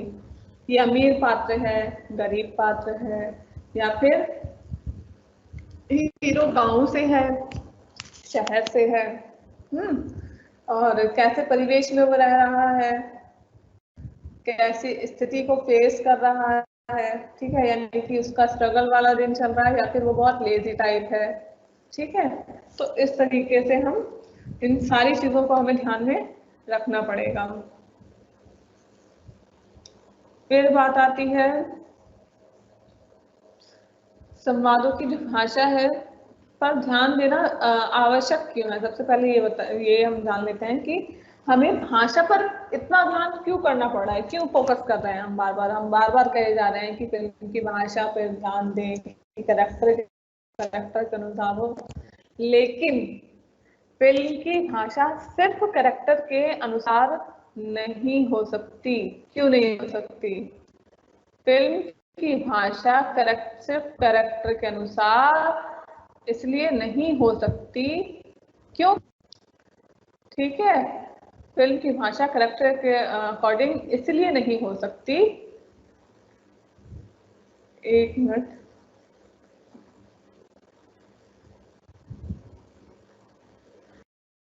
क्योंकि वो फिल्म दर्शकों के लिए लिखी जा रही है।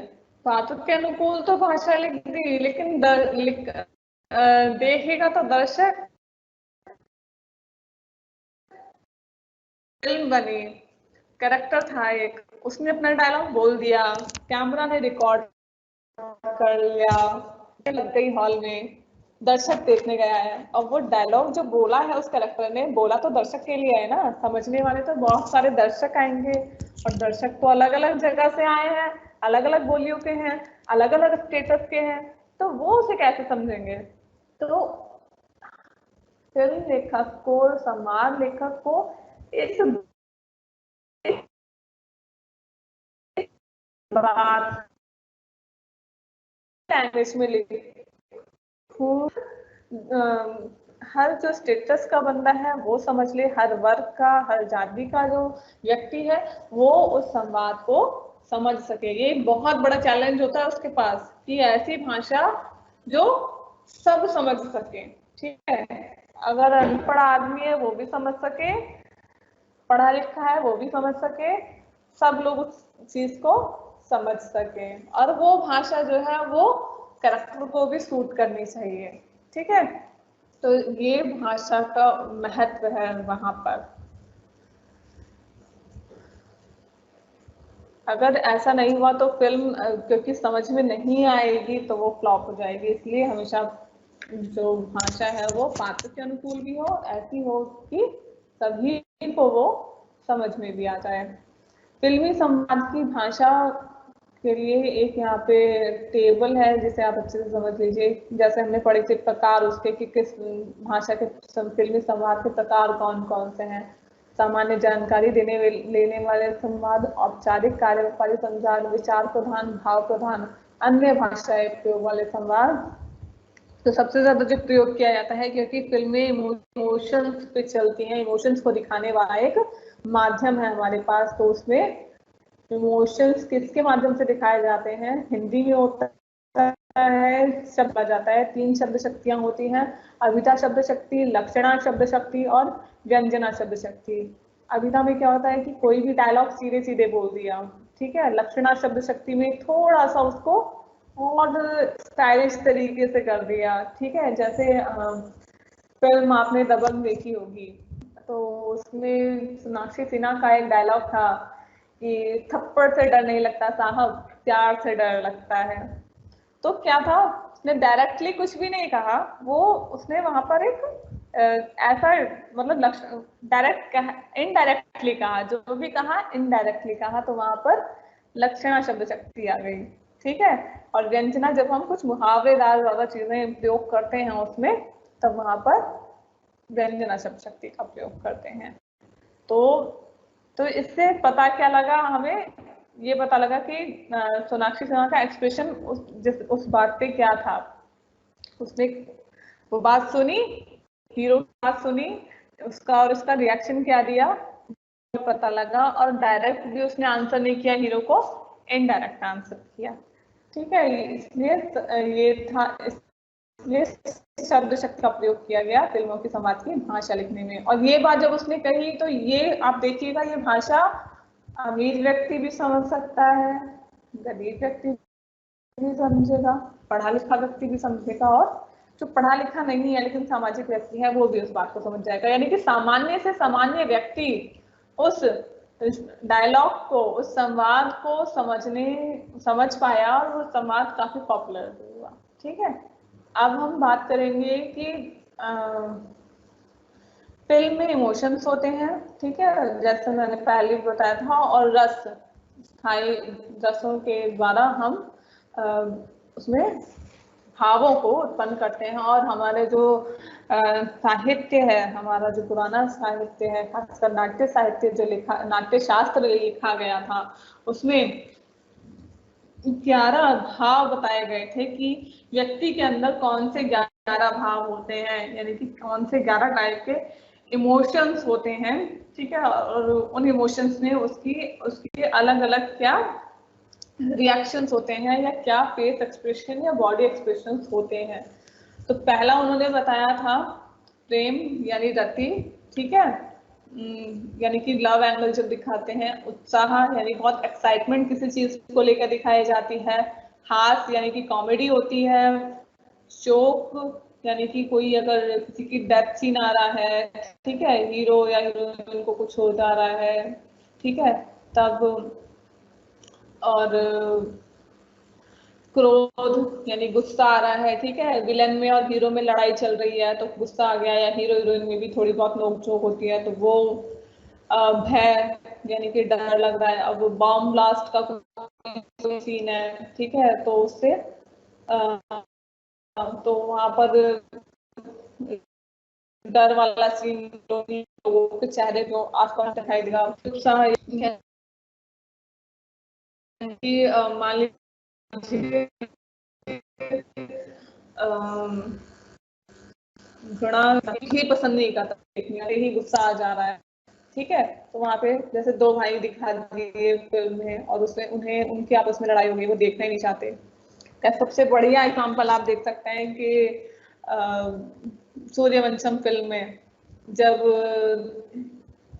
ठाकुर साहब जो है हीरा को घर से निकाल देते हैं, क्यों निकाल देते हैं? उन्हें उससे घृणा हो जाती है कि ये एक तो अनपढ़ है, कुछ काम भी नहीं करता है, और इसे तो घर से, और उसने एक लड़की से बिना मुझसे पूछे शादी कर ली, तो उसे उन्हें बहुत गुस्सा आता है और घृणा आती है, और उसे वो घर से बाहर निकाल देते हैं। तो ये घृणा है, ठीक है।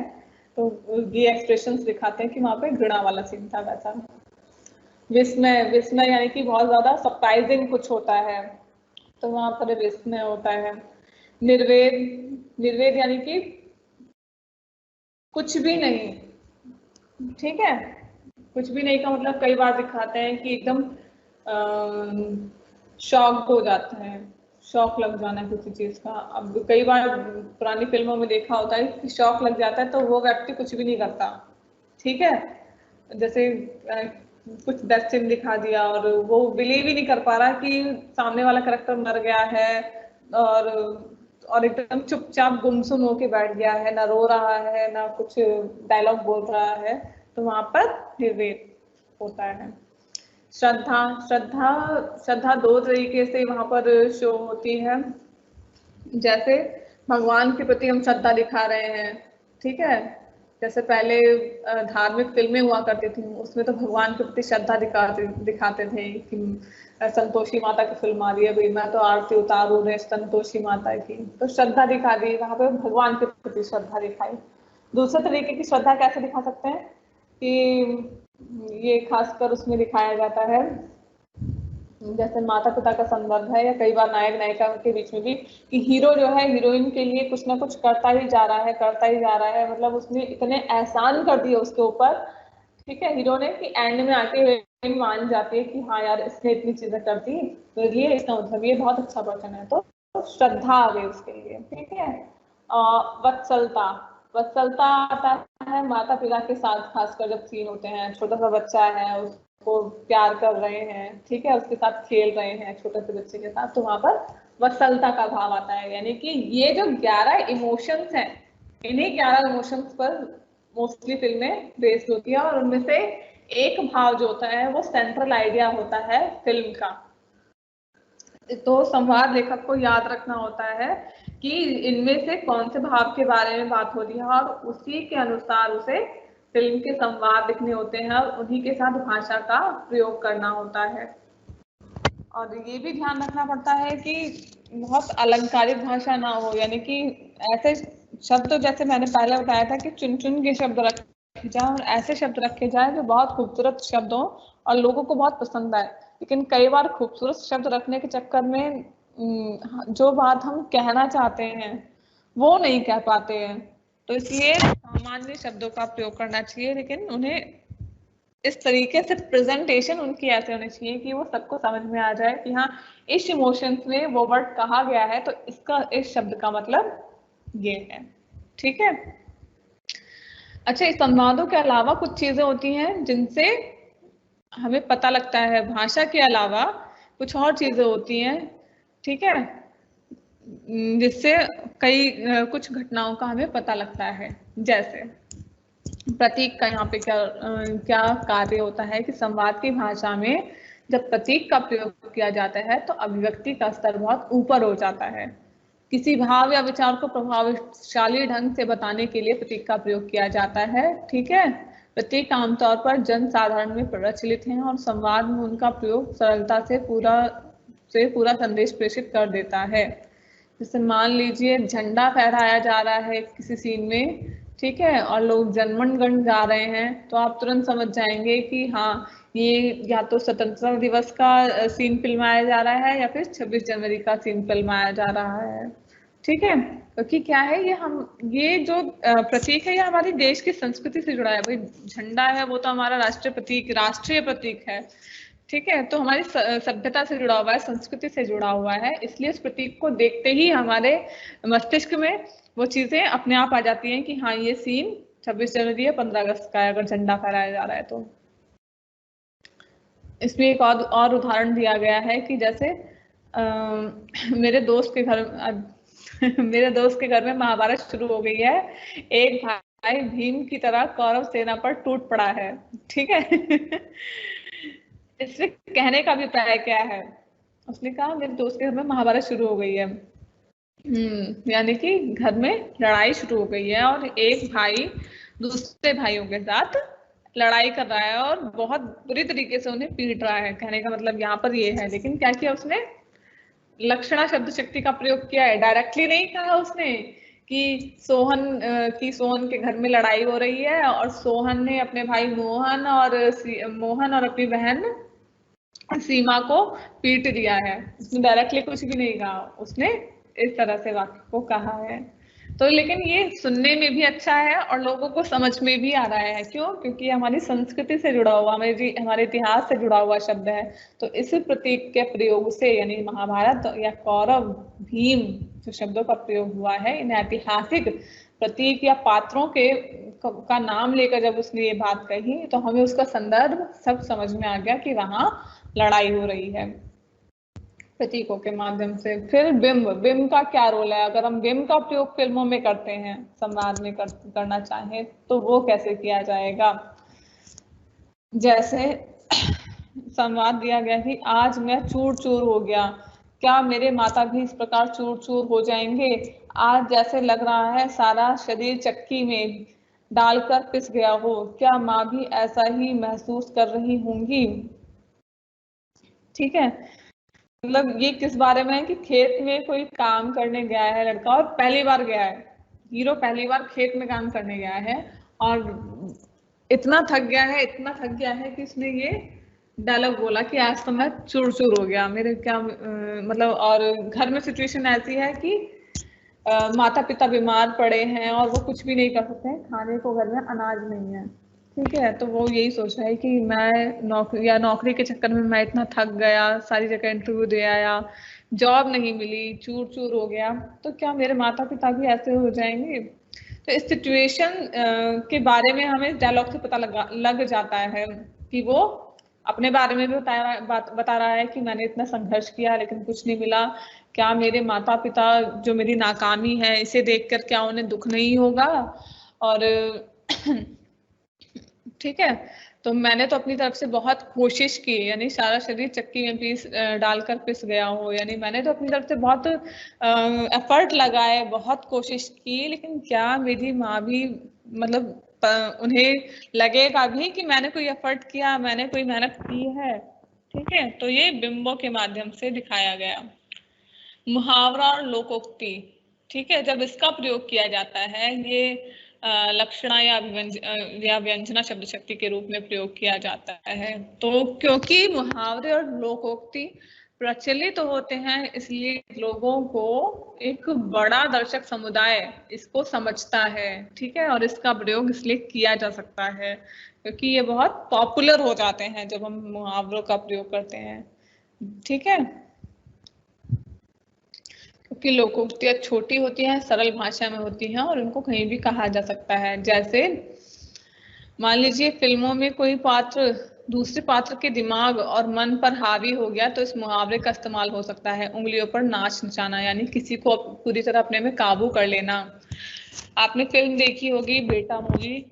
ठीक है, बेटा मूवी में क्या होता है कि जो माँ होती है वो अनिल कपूर को अनपढ़ रखती है और उसे बहुत प्यार भी करती है, उसके सामने दिखावा करने के लिए कि मैं सब कुछ तुम्हारे हित के लिए कर रही हूँ, तुम्हारे फेवर में कर रही हूँ, तुम्हें वही चीज करनी है जो मैं बता रही हूँ और दुनिया से तुम्हें कोई मतलब नहीं है, जो मैं कहती हूँ वही सही है। तो उसने क्या किया, उंगलियों पर नाच नचाना वहां पे यूज कर सकते हैं। शायद माधुरी दीक्षित वहां पे एक बार डायलॉग बोलती भी है। ठीक है, तो इस तरह से लोकोक्तियों का प्रयोग वहां पर किया जा सकता है। इससे क्या पता, अगर माधुरी दीक्षित वहां पर ये डायलॉग बोलती है कि तुम्हारी माँ तुम्हें उंगलियों पर नाच नचा रही है, ठीक है, तो हमें समझ में आ जाएगा, अच्छा ये कहना चाहती है कि इसकी माँ ने इस हीरो को, अनिल कपूर को पूरी तरह अपने काबू में कर लिया है। ठीक है, सामान्य, और इसे सामान्य से सामान्य व्यक्ति समझ जाएगा।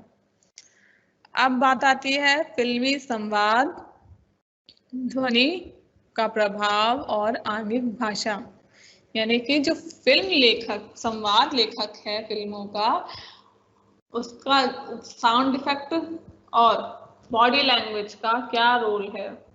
साउंड इफेक्ट और body language, sound effect body language का संवाद लेखन में तालमेल होना चाहिए। अगर इस चीज का ध्यान नहीं रखा गया तो कुछ का कुछ हो सकता है। ठीक है, क्योंकि बॉडी लैंग्वेज भी, जो पात्र है, जो कैरेक्टर है, उसकी बॉडी लैंग्वेज भी बहुत ज्यादा बताती है उस कैरेक्टर के बारे में। ठीक है, और ध्वनि प्रभाव, यानी कि जो बैकग्राउंड म्यूजिक आ रहा है उससे भी।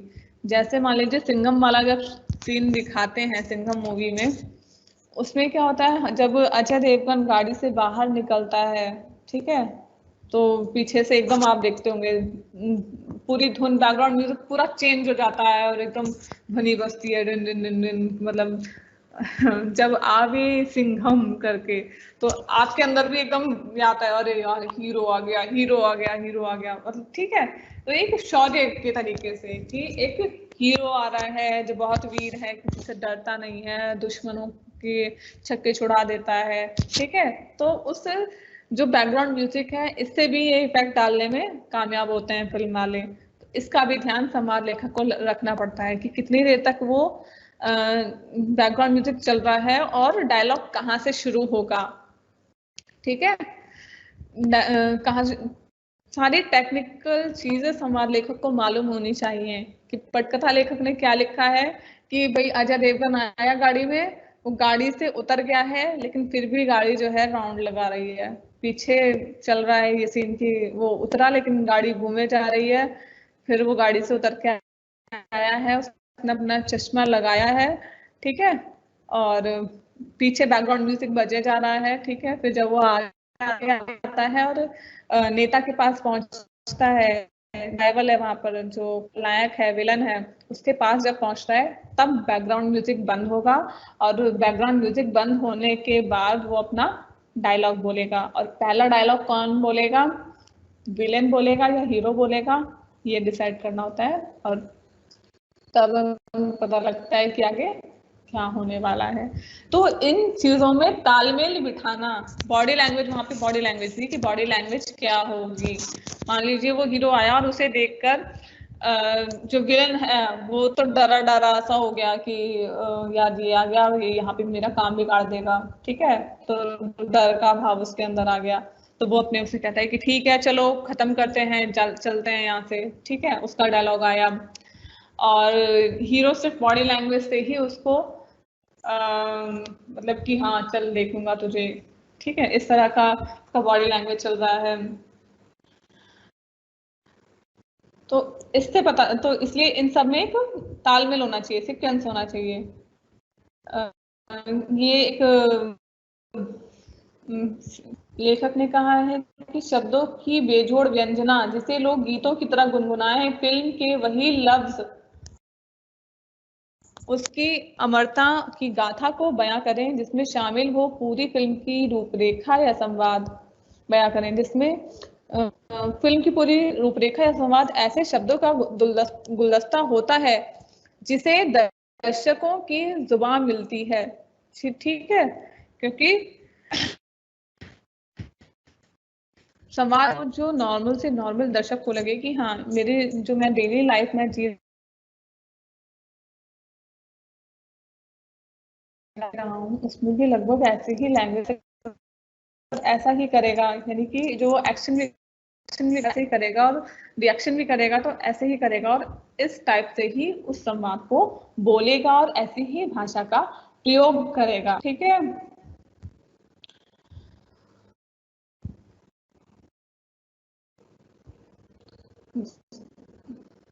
फिल्मी संवाद विशिष्ट ध्वनि प्रभाव से आंगिक भाषा के साथ अभिनय रूप में पर्दे पर उतरे तो वही फिल्मों की सफलता का मानक बनता है।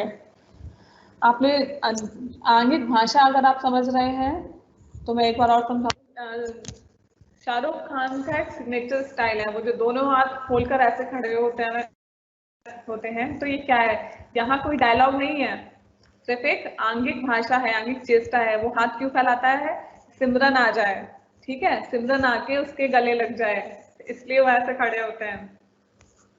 तो पहली बार ये एक्शन उन्होंने वही किया था। तो ये क्या है, अंग, यानी कि हमारे हाथ पैर, ठीक है, हमारी गर्दन, हमारी बॉडी पूरी, तो हमारी बॉडी लैंग्वेज क्या दिखा रही है, ठीक है। तो और वो उसके हमारी बॉडी लैंग्वेज के साथ जो डायलॉग है वो सूट कर रहा है कि नहीं, यानी कि दोनों में एक रूपता होनी चाहिए, ठीक है। अब हीरो ने तो हाथ उठा दिया लड़ाई के लिए, और बाद में वो कुछ इमोशनल डायलॉग बोल दे तो वो सूट नहीं करेगा वहां पर, ठीक है। तो इसलिए संवाद लेखक को चीजें याद रखनी चाहिए। अच्छा, संवाद लेखक को फिल्मों को संवादों को अधिक प्रभावी बनाने के लिए उसकी पृष्ठभूमि में यानी कि बैकग्राउंड में प्रतीकात्मक आवाजों जोड़ा जाता है, तो उसे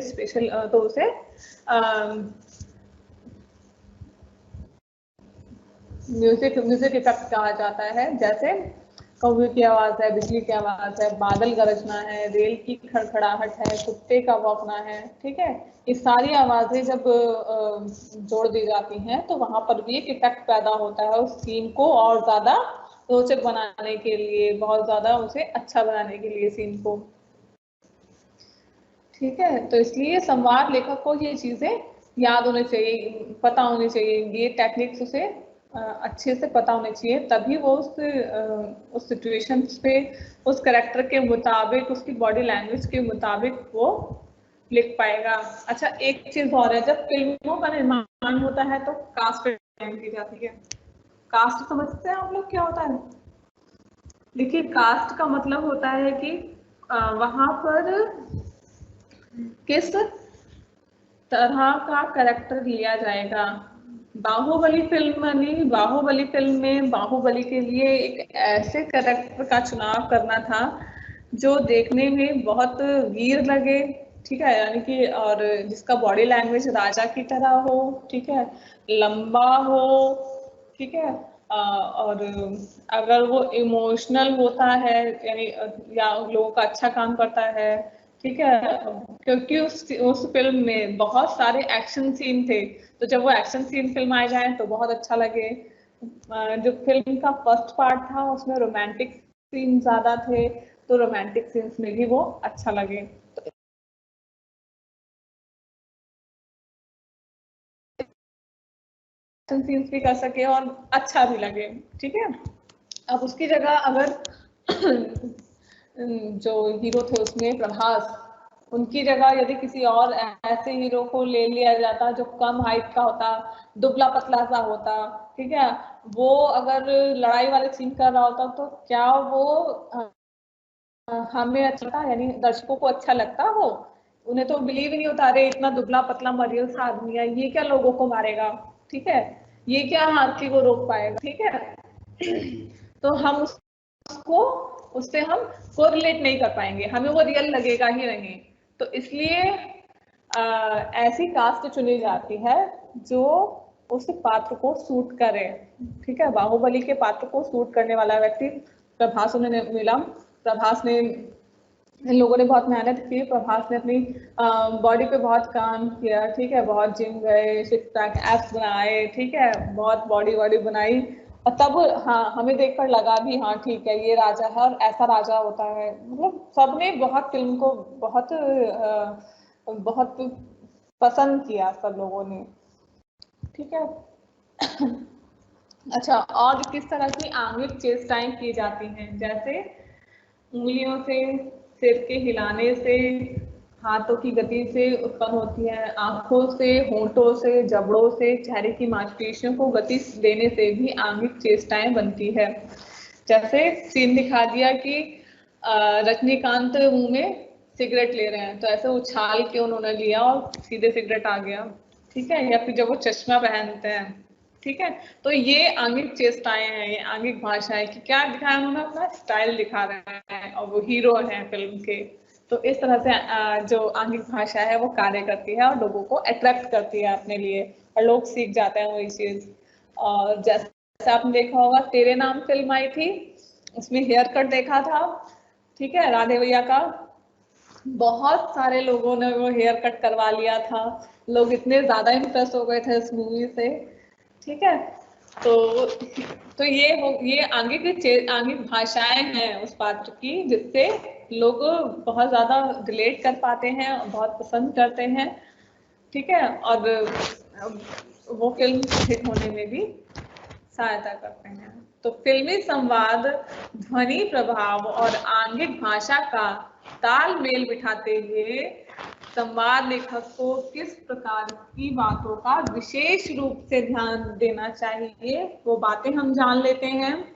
संवाद लेखक को संवाद के अतिरिक्त कुछ अलग ध्वनियां प्रभाव भी प्रभावशाली बनाती हैं, इस चीज का उसे ध्यान रखना चाहिए, और ठीक है, इसलिए उसे पता होना चाहिए कि कहाँ तक वो म्यूजिक चलेगा, बैकग्राउंड म्यूजिक कहाँ तक चल रहा है, और कहाँ से करेक्टर को संवाद बोलना है, किस सिचुएशंस में आके बोलना है।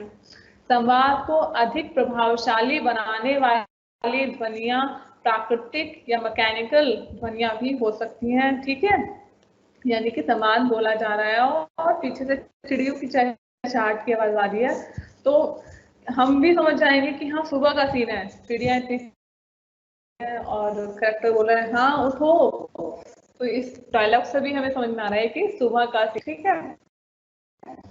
आंगिक भाषा शब्द विहीन संप्रेषण का माध्यम है जो शरीर और चेहरे की गति से संपन्न होता है।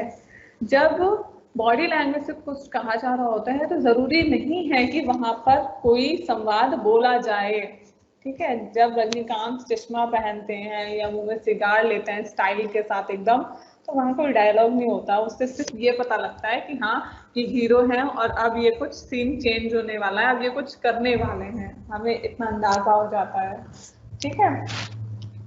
फिल्म और टीवी में आंगिक भाषा का महत्व बढ़ रहा है। फिल्मों और टीवी में यानी कि हमेशा देखा जाता है कि हीरो उसे लिया जाता है जो एक स्पेशल तरीके का बॉडी लैंग्वेज का इस्तेमाल कर रहा होता है, एक सिग्नेचर स्टाइल बन जाता है। जैसे शाहरुख खान का सिग्नेचर स्टाइल ये है, रजनीकांत जी का ये वाला है, ठीक है। अमिताभ बच्चन जी का डांस स्टाइल बहुत लोगों को पसंद है। तो एक क्या बन गया है, उनका जो बॉडी लैंग्वेज है उनका सिग्नेचर स्टाइल बन गया है। और उस जो कैरेक्टर उन्होंने निभाया था वो उनका अपना रियल लाइफ का स्टाइल नहीं है, वो उनका स्टाइल बना जब उन्होंने उस तरह का कैरेक्टर किया, ठीक है। कभी कभी फिर अगली बात है कि कभी कभी संवाद का उत्तर आंगिक भाषा से दिया जाता है, ठीक है। आंगिक, जैसे साउथ की फिल्में आप देखते होंगे, मुझे लगता है सभी लोगों ने देखी होंगी। साउथ की फिल्मों में जब भी लड़ाई का सीन आता है तो अगर उन्होंने लुंगी पहनी हुई है तो वो उसे फोल्ड करके बांध लेते हैं, ठीक है। तो क्या उससे क्या समझ में आता है, हाँ अब ये फाइट करने वाले हैं, ठीक है। वहां पर कोई बॉडी लैंग्वेज नहीं बोली गई, मतलब वहां पर कोई डायलॉग नहीं बोला गया, बॉडी लैंग्वेज तो हुई वो, लेकिन डायलॉग कुछ नहीं हुआ, वर्ड के थ्रू कुछ नहीं कहा गया, वहां पर शब्दों का प्रयोग नहीं हुआ है। आंगिक भाषा संप्रेषण को सरल बनाने का कार्य करती है और संवादों में स्वाभाविकता आती है। जब संवाद भी बोला जा रहा है और उसके साथ बॉडी लैंग्वेज का भी प्रयोग आ रहा है तो संवाद जो है वो ज्यादा रियलिस्टिक लगता है, ठीक है। तो इसलिए संवाद लेखक है उसको ये सारी चीजें ध्यान में रखनी चाहिए कि बॉडी लैंग्वेज अगर यूज हो रही है तो कहाँ किस तरह का डायलॉग होगा, कहाँ डायलॉग नहीं होगा, सिर्फ बॉडी लैंग्वेज से ही काम हो जाएगा, और कहाँ पर बैकग्राउंड म्यूजिक आएगा और वहां पर संवाद देना है या कितनी देर के बाद देना है, ये सारी टेक्निक्स का फिल्म संवाद लेखक को ध्यान में रखना चाहिए। फिर बात करते हैं, बस इसको हम सम अप कर रहे हैं, ठीक है, कि संवाद लेखक को कहानी का, जब फीचर फिल्म लिखी जा रही है तो कहानी का पटकथा लेखक और संवाद लेखक की त्रयी को मिलकर काम करना चाहिए, क्योंकि संवाद अगर हिट होंगे तो वो फिल्म हिट होगी। और संवाद कौन बोलेगा, पात्र बोलेगा, संवाद पात्र बोलेगा, पटकथा से वो फिल्म कैमरे की दृष्टि से फिल्माई जाएगी, पर्दे पर रिलीज की जाएगी, दर्शक उसे देखेंगे, पात्र को देख रहे हैं, संवादों को सुन रहे हैं, पटकथा को देख रहे हैं, पूरी फिल्म देखने के बाद उन्हें कहानी याद हुई कि हाँ ठीक है ये कहानी ऐसी कहानी चली, संवाद ऐसे ऐसे डायलॉग कहे गए। और कुछ संवाद ऐसे होते हैं जो उन पर असर डालते हैं, उन्हें वो जुबान पर याद हो जाते हैं, ठीक है, और वो यादगार संवाद बन जाते हैं उस कैरेक्टर के लिए और उस अभिनेता को जिसने वो रोल अदा किया है उसके लिए भी वो सिग्नेचर स्टाइल हो जाता है, ठीक है। यहाँ पर कुछ बुक्स के नाम हैं, आप इनका स्क्रीनशॉट ले लीजिए। ये बुक्स हैं कुछ जो आपको मदद करेंगी इसे और अच्छे से पढ़ने के लिए, आप इनका प्लीज स्टूडेंट्स इनका स्क्रीनशॉट ले लीजिए। तो ये हमने अभी पढ़ा फीचर फिल्म में संवाद लेखन किस तरीके से किया जाता है, और अब हम पढ़ेंगे कि फीचर फिल्म के बाद कि टीवी धारावाहिक में संवाद लेखन फिल्मों से अलग होता है क्या, और अगर अलग होता है तो उसमें संवादों में क्या अलग होता है।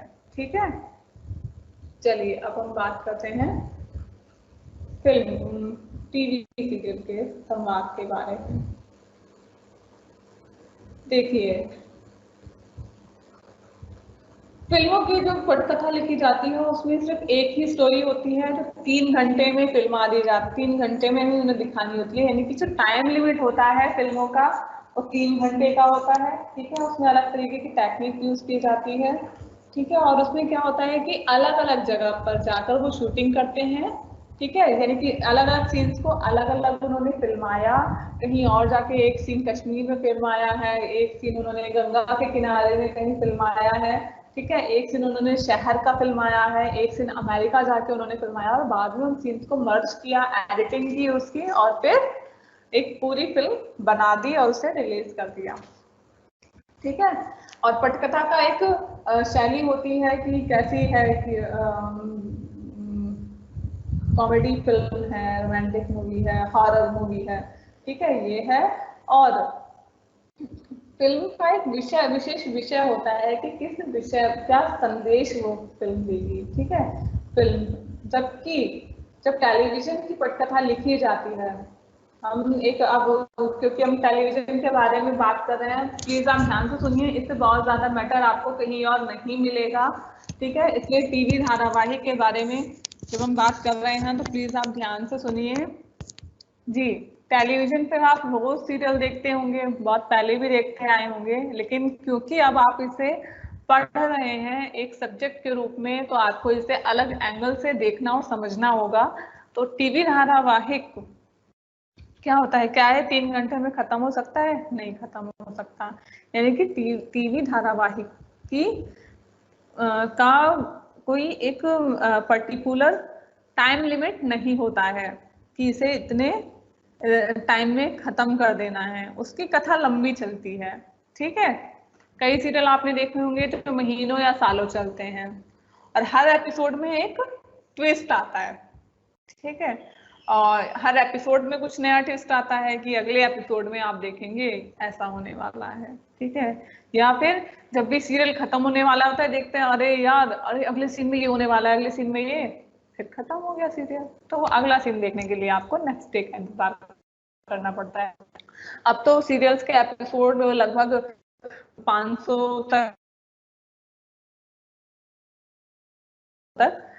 काफी लंबे लंबे सीरियल्स चलते हैं इंडिया में, खासकर इतने लंबे देशों में नहीं चलते हैं।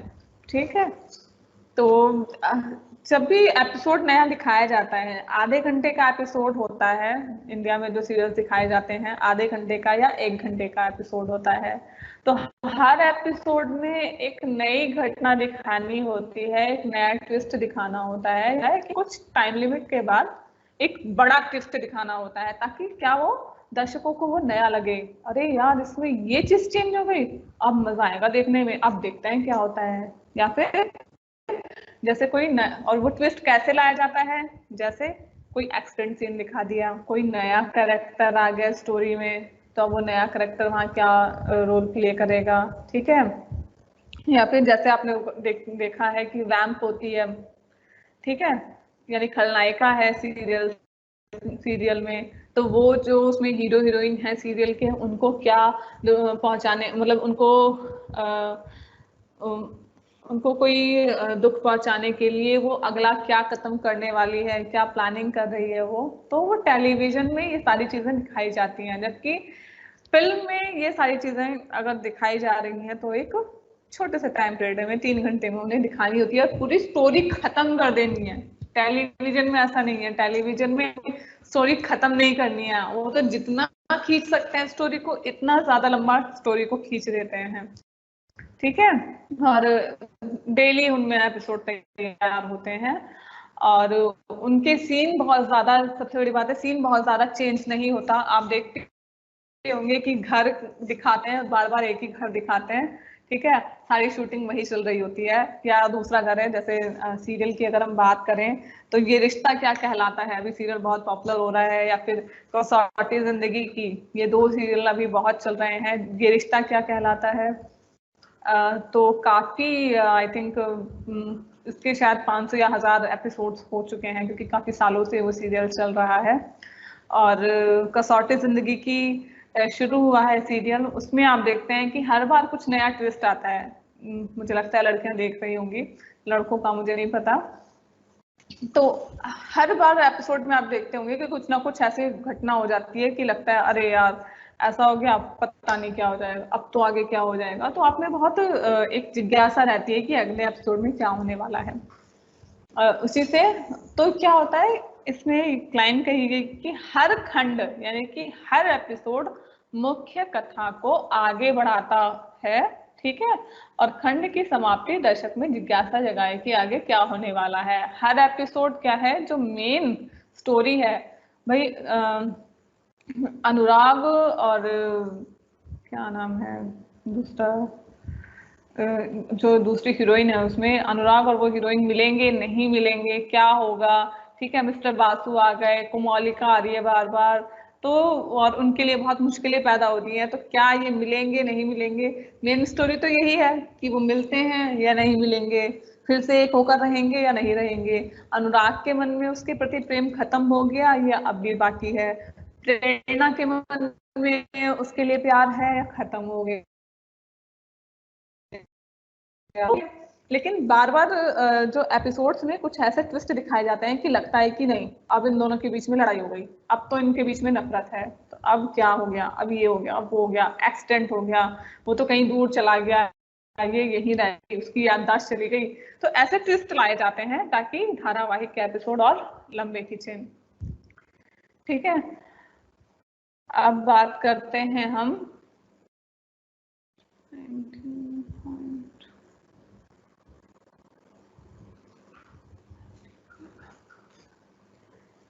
एक मिनट,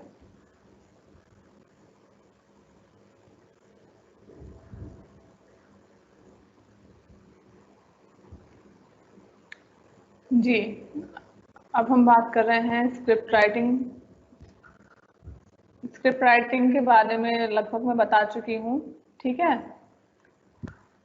कि कैमरे के एंगल से ही देखा जाता है कि कैसे कैसा हम करेंगे, कैसा दृश्य फिल्माएंगे, वहाँ क्या प्रतीक होने चाहिए, क्या वस्तुएं होनी चाहिए, कौन कैरेक्टर कहाँ खड़ा होगा, ठीक है। उसे रिकॉर्ड कर लिया जाता है और उसे दिखाया जाता है।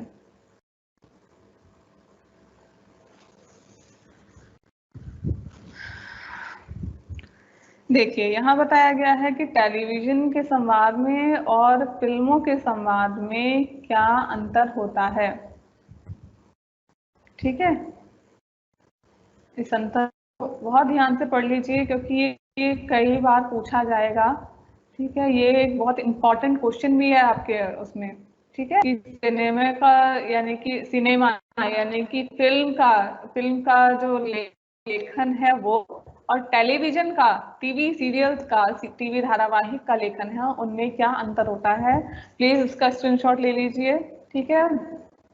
मैं इसको थोड़ा सा और, नहीं ये और बड़ा नहीं होगा शायद, जी।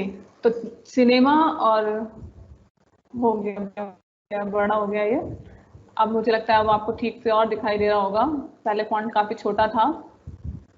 होता है सिनेमा और टेलीविजन के लेखन में, देखिए टेलीविजन और सिनेमा दोनों दृश्य श्रव्य माध्यम है, यानी दोनों को हम देखते भी हैं और सुनते भी हैं। लेकिन टेलीविजन को छोटा पर्दा कहा जाता है, सिनेमा को बड़ा पर्दा कहा जाता है, तो इसलिए उनके लेखन में भी अंतर होता है, और बहुत बेसिक अंतर होता है, ठीक है। जो संवाद लेखन अभी आपने को मैंने पहले पढ़ाया था, चीजें लगभग टेलीविजन में भी वही होती हैं। अंतर कहाँ पर है वो समझ लेते हैं। जब हमें ये अंतर समझ में आ जाएगा कि टेलीविजन में और फिल्म में, ठीक है, फिल्म को लिखने में या टेलीविजन को लिखने में, संवाद लिखने में क्या अंतर है, या उनकी टेक्निक्स में क्या अंतर है, तो तब संवादों का अंतर भी हमें समझ में आ जाएगा। आइए समझते हैं। टेलीविजन एक ऐसा यंत्र है जिसे किसी छोटे कमरे या हॉल में रखकर देखा जाता है। टेलीविजन का स्क्रीन छोटा होता है, इसलिए उस पर दिखाई देने वाली आकृतियां भी छोटी दिखाई देती हैं। लेकिन सिनेमा घर की तुलना में टेलीविजन से दर्शक की दूरी भी ज्यादा नहीं होती। इसे हम जब चाहें तब चला सकते हैं। जी ठीक है, टेलीविजन एक ऐसा यंत्र है, मैंने दोबारा से शेयर कर दिया है, मुझे लगा शायद ये पेज ओपन नहीं है। ठीक है, टेलीविजन हम घर में रख कर देखते हैं और छोटी सी स्क्रीन होती है, लेकिन जब हम फिल्म देखने के लिए सिनेमा हॉल में जाते हैं, ठीक है, पीवीआर में जाते हैं, तो वहां एक बड़ी सी स्क्रीन लगी होती है। टीवी को हम जब चाहे तब चला सकते हैं, तब जब चाहे तब बंद कर सकते हैं, जबकि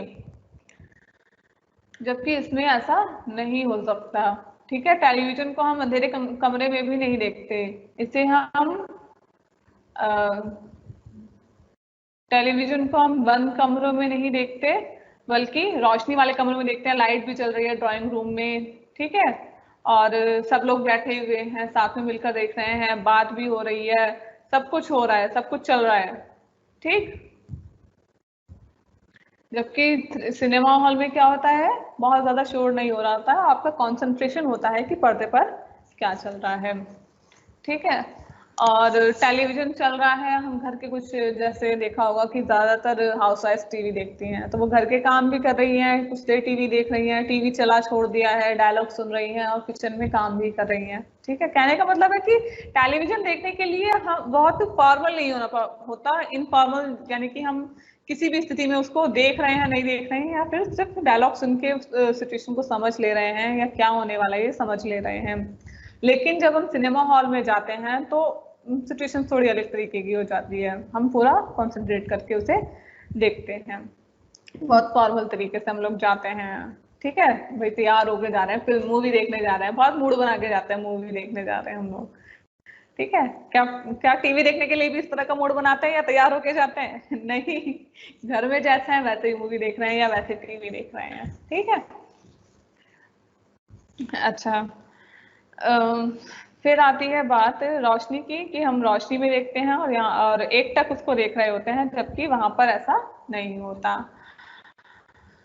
जब बड़े पर्दे पर, यानी कि फिल्म में कोई कैरेक्टर जो है मौन हो जाता है, यानी कि कोई पॉज वाला सीन आ रहा है, ठीक है, कोई बैकग्राउंड म्यूजिक चल रहा है, जैसे कोई जासूसी वाला कोई सीन है, ठीक है, वहां पे कोई कुछ डायलॉग नहीं है वहां पे, लेकिन उसके बॉडी लैंग्वेज से पता लग रहा है, या फिर वो कुछ ऐसे एक्शंस कर रहा है जिससे हमें पता लग रहा है कि हाँ, वो जैसे किसी के कमरे में कोई तलाशी लेने के लिए गया है। ठीक है, कोई कैरेक्टर है किसी कमरे में तलाशी लेने गया है, तो उसके चेहरे पे क्या भाव होंगे? उसके चेहरे पे दो तरह के भाव होंगे, एक कि जो चीज वो ढूंढ रहा है वो उसे मिल जाए, और दूसरा ये कि यार जिसका कमरा है वो आ तो नहीं जाएगा, आ तो नहीं जाएगा। तो उसके चेहरे पे इस तरह का एक्सप्रेशन होता है। ठीक है, लेकिन वहां पे क्या है, वहां पे कुछ भी उस संवाद नहीं है, कोई भी एक भी डायलॉग नहीं है। तो या फिर कुछ सीन लंबे बना दिए जाते हैं कि एक्सप्रेशन दिखा रहे हैं, सामने विलन खड़ा है, इधर हीरो खड़ा है, ठीक है, विलन और हीरो आमने सामने खड़े हैं, कोई कुछ नहीं बोल रहा, थोड़ा सा म्यूजिक चल रहा है, कोई बैकग्राउंड म्यूजिक ऐसे चल रहा है, धड़ धड़ धड़ की लड़ाई होने वाली है, ढिंगड़, ठीक है, चल रहा है, और सिर्फ एक्सप्रेशन हो रहे हैं, और लेकिन समझ में आ जा रहा है कि हाँ होने वाली है लड़ाई। और छोटे पर्दे पे लेकिन अगर चुप्पी आ जाती है कुछ देर के लिए, तो क्या होता है, हमारा ध्यान भटक जाता है। थोड़ी देर के लिए ऐसे सीन दिखाएंगे बार बार कि एक तरफ दिखा रहे ये है, एक तरफ दिखा रहे ये है, एक तरफ हीरो खड़ा है, एक तरफ विलन, एक तरफ हीरो, एक तरफ विलन, तो आपका ध्यान भटक जाएगा, यार एक ही सीन दिखाएंगे, मतलब इतना देर का म्यूजिक हो गया, इतनी देर से म्यूजिक ही बज रहा है ये, ठीक है, आपको इंटरेस्ट नहीं आएगा। बड़े पर्दे पे क्या होता है, वो जो साउंड इफेक्ट होता है वो आपको प्रभावित करता है, क्योंकि आप एक ऐसे सिचुएशन में आके बैठे हुए हैं, अंधेरा है, बड़ा पर्दा है, ठीक है, शांति से बैठे हैं, पूरा कंसंट्रेशन वही है, तो म्यूजिक को भी उसी कंसंट्रेशन से सुन रहे होते हैं। ठीक है, जबकि टीवी देखते हुए क्या हो रहा है, टीवी देख रहे हैं कोई सीन आ रहा है और वो सीन बड़ा लंबा हुए जा रहा है, अब आप बोर हो जाएंगे, आपको कोई आवाज दी किसी ने, आप तुरंत वहां से हट के चले गए। लेकिन क्या सिनेमा हॉल में ऐसा पॉसिबल है? नहीं होता। ठीक है, तो इसलिए जब जो ये मौन है यानी कि पॉज का जब सिचुएशन आता है, तो ये टीवी में और बड़े पर्दे पर अलग अलग इफेक्ट डालता है, टीवी और सिनेमा के दर्शकों पर। टेलीविजन में संवाद का महत्व इसलिए भी ज्यादा होता है कि छोटे पर्दे पर बहुत दूर के शॉट प्रभावशाली नहीं होते, शारीरिक मुद्राएं और आंगिक चेष्टाएं एक खास दूरी से फिल्माए जाने पर ही छोटे पर्दे पर उभर पाती हैं। इसलिए आवाज का और शब्दों का बहुत महत्व होता है। ज्यादातर पात्र बोलते हुए ही फिल्माए जाते हैं, इसलिए दृश्य बिंबों की विविधता नहीं रहती। ये एक सबसे कह सकते हैं, मतलब सबसे इम्पोर्टेंट चीज है यहाँ पर। ठीक है,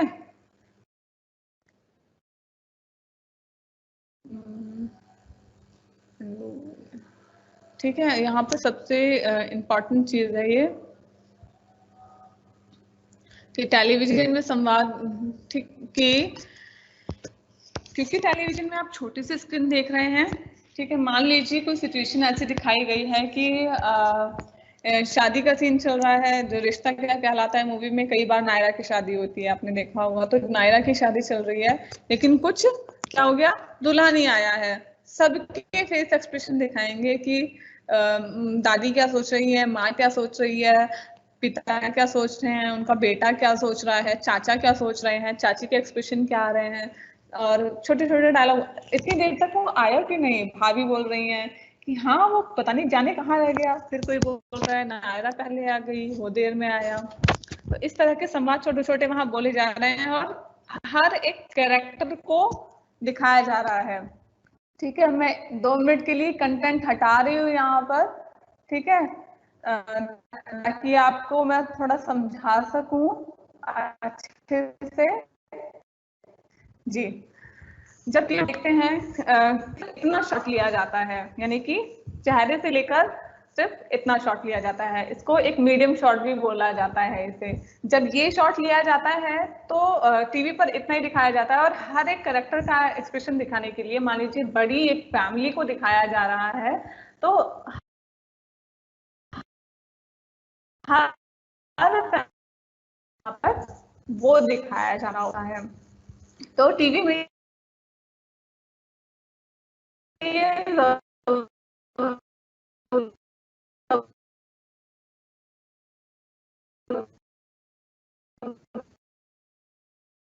जरूरी होता है। दूर से दिखा रहे होंगे तो वो इतना इफेक्टिव नहीं लगेगा टीवी। और आगे क्या होगा, जैसे एक बहुत फेमस कैरेक्टर है, हुआ फेस आता है, ठीक है, वो समझ नहीं पाती है, जी माँ जी क्या करूँ माँ जी, ठीक है, तो उसका फेस एक्सप्रेशन किस तरीके से आता है। तो यहाँ पर जो भी यहाँ के जो काम करने वाले जो कैरेक्टर्स होते हैं, जो अभिनेता हैं, एक्टर्स हैं, जो यहाँ पर टीवी में काम करने वाले, उनके फेस एक्सप्रेशन को ही ज्यादा फिल्माया जाता है और उसे ही ज्यादा दिखाया जाता है। अगर पॉज दे दिया गया, संवाद लेखक ना लिखते समय टीवी सीरियल का पॉज ज्यादा दे दिया है, बैकग्राउंड म्यूजिक दिया जाता है, लेकिन वो फिल्मों जितना लंबा नहीं होता है, बहुत शॉर्ट होता है। ठीक है, और ज्यादातर दिखाया जाता है कि हर कैरेक्टर कुछ ना कुछ बोल रहा होता है। ठीक है, यही सारी चीजें यहाँ कही गई हैं। इसके अलावा टेलीविजन में फिल्मों के जैसे सेटों की भी विविधता नहीं होती, क्योंकि दोनों के बजट में अंतर होता है। क्या अंतर होता है भाई? फिल्में तो बनती है, करोड़ों की बनती है, ठीक है भाई, 100 करोड़ की फिल्म है, 200 करोड़ के, 500 करोड़ लगा दी एक फिल्म में, ठीक है, एक इतनी महंगी फिल्म बनी है, आमिर खान ने इतनी महंगी फिल्म बना दी, आया था एक बार।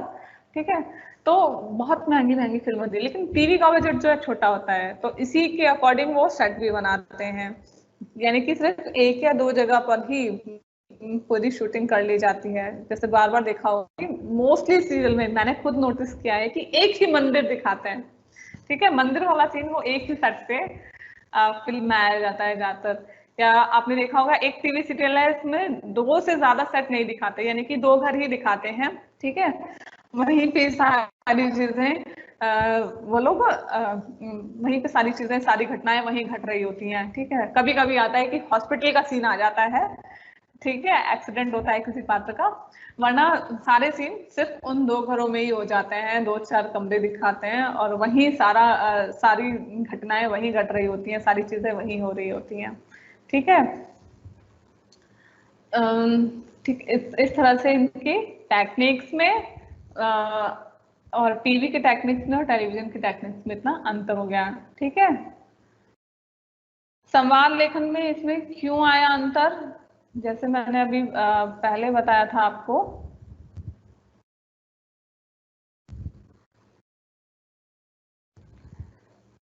सारी चीजें लगभग वही आएंगी।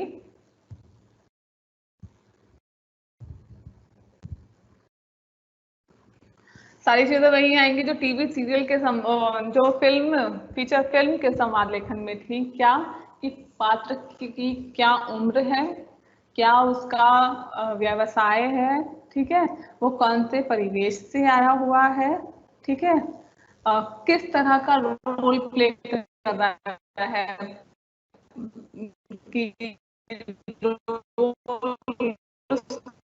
पॉजिटिव है या वो नेगेटिव रोल प्ले कर रहा है, या ग्रेशियन रोल है उसका, किस तरह का वो रोल निभा रहा है, उसी के अकॉर्डिंग होगी, ठीक है। तो बोलने का एक शैली भी है उसकी कि उसे इस तरीके से ही बोलना है, नेगेटिव तरीके से ही, कि मुझे उसे अनुराग से दूर कर देना है, ठीक है, इस तरह के संवाद वो बोलेगी। अच्छा, प्रेरणा जो है, प्रेरणा क्योंकि हीरोइन दिखाई गई है, ठीक है, नायिका है वो, तो वो जानती है कि प्रेरणा सब वो कोमोलिका उसे अनुराग से अलग करने के लिए षड्यंत्र कर रही है, लेकिन वो बहुत ज्यादा एग्रेसिव लैंग्वेज का यूज नहीं करती है। तो भाषा का प्रयोग भी पात्र के अनुसार, ठीक है। फिल्म में भी यही था, टीवी में भी इन चीजों को संवाद लेखक ध्यान में रखता है। इसके अलावा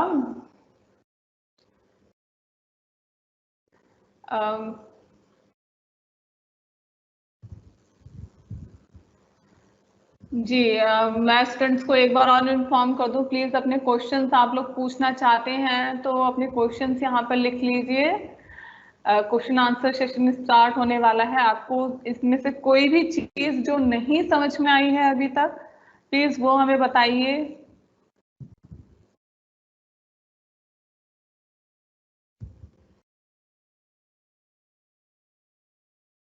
हेलो, चलिए आप लिख दीजिएगा जो भी क्वेश्चंस हो, ठीक है। और वैसे मैंने आज कहा था कि मैं आपके साथ क्वेश्चन पेपर आपका लास्ट ईयर का डिस्कस करूंगी। ये सब पढ़ाने के बाद हमने बहुत अच्छे से समझा है कि टीवी फिल्मों का संवाद लेखन किस प्रकार किया जाता है, ठीक है।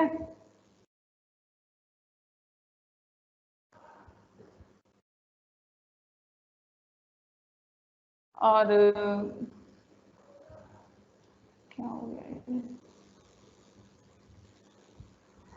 टीवी फिल्मों का संवाद लेखन कैसे होता है, सॉरी, फीचर फिल्मों का संवाद लेखन कैसे किया जाता है, किस प्रकार के संवाद होते हैं और उनके कार्य क्या होते हैं, पात्रों से उनका क्या संबंध होता है, फिल्म लेखक को संभाषा पर प्रकरण को जब वो फिल्म के अकॉर्डिंग प्रयोग करता है तो और किन चीजों का प्रयोग कर सकता है, वो वहां पर प्रतीकों और बिंबों या मुहावरों का प्रयोग किस प्रकार से कर सकता है।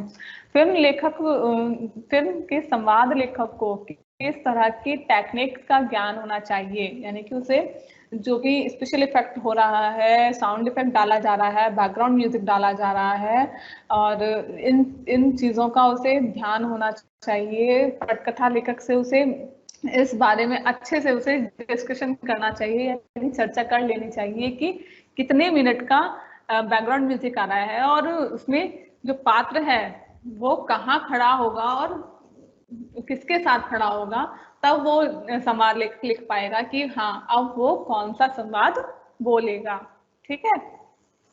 ये हमने पढ़ा। और टीवी सीरियल्स में भी इन्हीं चीजों को अप्लाई किया जाएगा कि वहां पर भी, क्योंकि संवादों के प्रकार लगभग यही है वहां पर। ठीक है, संवादों का कार्य यही होता है दोनों जगह पर। पात्र, क्योंकि टीवी में भी पात्र होते हैं, ठीक है, और वहां पर भी भाषा का प्रयोग भी दोनों ही जगह पर होता है। जैसे, और प्रतीक, जो प्रतीक की बात की जा रही है, जो टीवी में प्रतीकों का प्रयोग होता है, या फिल्मों में भी कई बार देखा होगा कि हीरो हीरोइन ने एक दूसरे को कोई गिफ्ट दिया है, ठीक है, और बाद में हीरो मर गया और हीरोइन को बार बार वो गिफ्ट देखकर, वो प्रतीक देखकर उसकी याद आ रही है। ठीक है, तो सिंबल्स का इस तरह से भी प्रयोग किया जाता है। और बॉडी लैंग्वेज तो दोनों ही जगह जरूरी है, लेकिन टीवी में चूंकि छोटा पर्दा होता है और बहुत फुल स्क्रीन नहीं लिया जाता है, जो कैरेक्टर्स होते हैं उन्हें, जो भी पात्र उसमें काम कर रहे हैं, तो आंगिक भाषा में, उसमें आंगिक भाषा से ज्यादा वहां पर फेस एक्सप्रेशन काम करता है टीवी सीरियल्स में। और अंतर मैं अच्छे से आपको स्पष्ट कर चुकी हूँ। अब मैं आपको दिखा देती हूँ, जो मैंने कल कहा था कि मैं आपसे क्वेश्चन पेपर डिस्कस करूंगी, तो मैं क्वेश्चन पेपर आपको शेयर कर रही हूँ। क्वेश्चन पेपर आप देख लें। आप लोग आई थिंक सीरियस नहीं है पढ़ाई को लेके, लेकिन देख लीजिए इस प्रकार का क्वेश्चन पेपर। ये लास्ट ईयर का है, 2018 का है मेरे ख्याल से, लास्ट ईयर नहीं 2018 का है। पटकर जैसे इस तरह के क्वेश्चंस आएंगे उसमें कि पटकथा पट के लिए लिखी गई कथा है, इस कथा को स्पष्ट करते हुए पटकथा की अवधारणा को स्पष्ट कीजिए। ये किसी बड़े राइटर ने लिखा हुआ है कि पटकथा पट के लिए लिखी गई कथा है, तो यानी कि उनका जो कथन है, इस कथन को आप स्पष्ट कीजिए कि कैसे कोई पटकथा पट के लिए लिखी गई कथा है, यानी कि पर्दे के लिए लिखी गई कथा है। ठीक है, हमें आप पटकथा बताया है कि पटकथा किसे कहते हैं, अर्थ क्या है पटकथा का, पटकथा की परिभाषाएं क्या दी हैं विद्वानों ने, ठीक है, और कैसे पटकथा को ये कहा जाए कि वो जो कथा लिखी गई है वो पर्दे के लिए लिखी गई है। तो आप वहां बताएंगे कि जो कैमरे के एंगल से लिखी गई है वो पटकथा है। जब एक दृश्य फिल्माया गया, एक सेट बनाया गया, वहां पे एक दृश्य फिल्माया गया, जैसे गांव का सीन फिल्माया गया, और फिर दूसरा सीन आ जाता है, दूसरा दृश्य फिल्माया गया है किसी शहर का, तो वहां पर किस तरह से चीजें दिखाई जाएंगी कि बंगला दिखाया गया, आलीशान बंगला दिखाया गया, उसमें कहाँ क्या चीज रखी हुई है, ठीक है, कोई पात्र कहाँ से आ रहा है, तो ये सारी चीजें पटकथा में लिखी जाती हैं। और दूसरा क्वेश्चन है, एक अच्छी पटकथा लिखते हुए किन बिंदुओं पर विचार करना जरूरी है। ठीक है, ये मुझे लगता है आपकी जो दोनों यूनिट आपकी पहले क्लासेस में हुई होंगी, मुझसे पहले जो भी आपके कॉलेज में रहे होंगे उन्होंने पढ़ा होगा। वैसे मैंने भी डिस्कस किया था अच्छी पटकथा लिखते हुए क्या बिंदु जरूरी होते हैं। पहली चीज तो जिस विषय या उद्देश्य को लेकर आप फिल्मांकन कर रहे हैं फिल्म का, वो दिखाने के लिए वो उन दृश्यों से रिलेट करता है कि नहीं करता। ठीक है, इसके भी उदाहरण वगैरह भी उदाहरण के साथ लिखना है। जब भी आपको कहा जाए कि उदाहरण से लिखिए, तब आप हमेशा एक फिल्म का उदाहरण देकर लिखिए। यानी कि अच्छी पटकथा, यानी कि शोले की पटकथा ले ली आपने, ठीक है, या 3 इडियट है, या पीकू मूवी है जो आपने पिछले सेमेस्टर में पढ़ा था, कि आपने वो एक स्टोरी ली, मतलब एक फिल्म उठाई, अब फिल्म के अकॉर्डिंग आपने बता दिया कि हाँ उस फिल्म की पटकथा में ये बिंदु थे, इसलिए वो फिल्म की पटकथा अच्छी थी। ठीक है, फीचर फिल्म के संदर्भ में पटकथा लेखन की विधि पर प्रकाश डालिए। जो आज मैंने आपको विषय पढ़ाया है, नहीं आज नहीं, वो हमने संवाद लेखन पढ़ाई, पटकथा लेखन है, तो संवाद पटकथा लेखन की क्या विधि होनी चाहिए, ठीक है, ये आपको लिखना है इसमें। और डॉक्यूमेंट्री की पटकथा कैसे लिखी जाती है, ये भी पूछा गया है इसमें। ठीक है, तो डॉक्यूमेंट्री की पटकथा में ज्यादातर इतिहास और तथ्यात्मक तरीके से पटकथा लिखी जाती है, उसमें आप कुछ भी काल्पनिक नहीं डाल सकते। तो आपको, क्योंकि उन्होंने कहा है कि उदाहरण स्पष्ट कीजिए, तो आपको कोई डॉक्यूमेंट्री, इसलिए आप कुछ कोई ना कोई डॉक्यूमेंट्री जरूर देख लें, ताकि अगर आप ये क्वेश्चन अटेम्प्ट करना चाहें तो अच्छे से कर सकें। तो 2 बड़े क्वेश्चन आपके लिए आपसे पूछे गए जो पटकथा पर आधारित थे, ठीक है। फिर 2 क्वेश्चन पूछे गए हैं जो संवाद लेखन पर आधारित हैं, जैसे संवाद से आप क्या समझते हैं, अच्छे संवाद की विशेषताओं को स्पष्ट कीजिए, संवाद को ध्यान में रखते हुए मूक फिल्मों के मुकाबले संवाद फिल्मों की शक्तियों सीमाओं पर प्रभाव डालिए। ये इतिहास से संबंधित है, ये पिछली आपका जो सेमेस्टर था उसमें ये क्वेश्चन मिल जाएगा अच्छे से। और धारावाहिक के संवाद लेखन को लिखते हुए किन बातों का ध्यान रखना चाहिए, और सिनेमा के मनोरंजन का गहरा संबंध उसके संवादों के साथ है, यानी कि फिल्म के संवादों की बात हो रही है, ठीक है। धारावाहिक का संवाद और फिल्म का संवाद उदाहरण के साथ आपको इसको बताना है। और 5 ये टिप्पणी के ऑप्शंस आएंगे, इनमें से 3 आपको करने होंगे। तो आपने ये क्वेश्चन पेपर भी देख लिया, ठीक है। उम्मीद करती हूँ आपको क्लास बहुत पसंद आई होगी। आई होप आप लोग कल भी हमारे साथ जुड़ेंगे।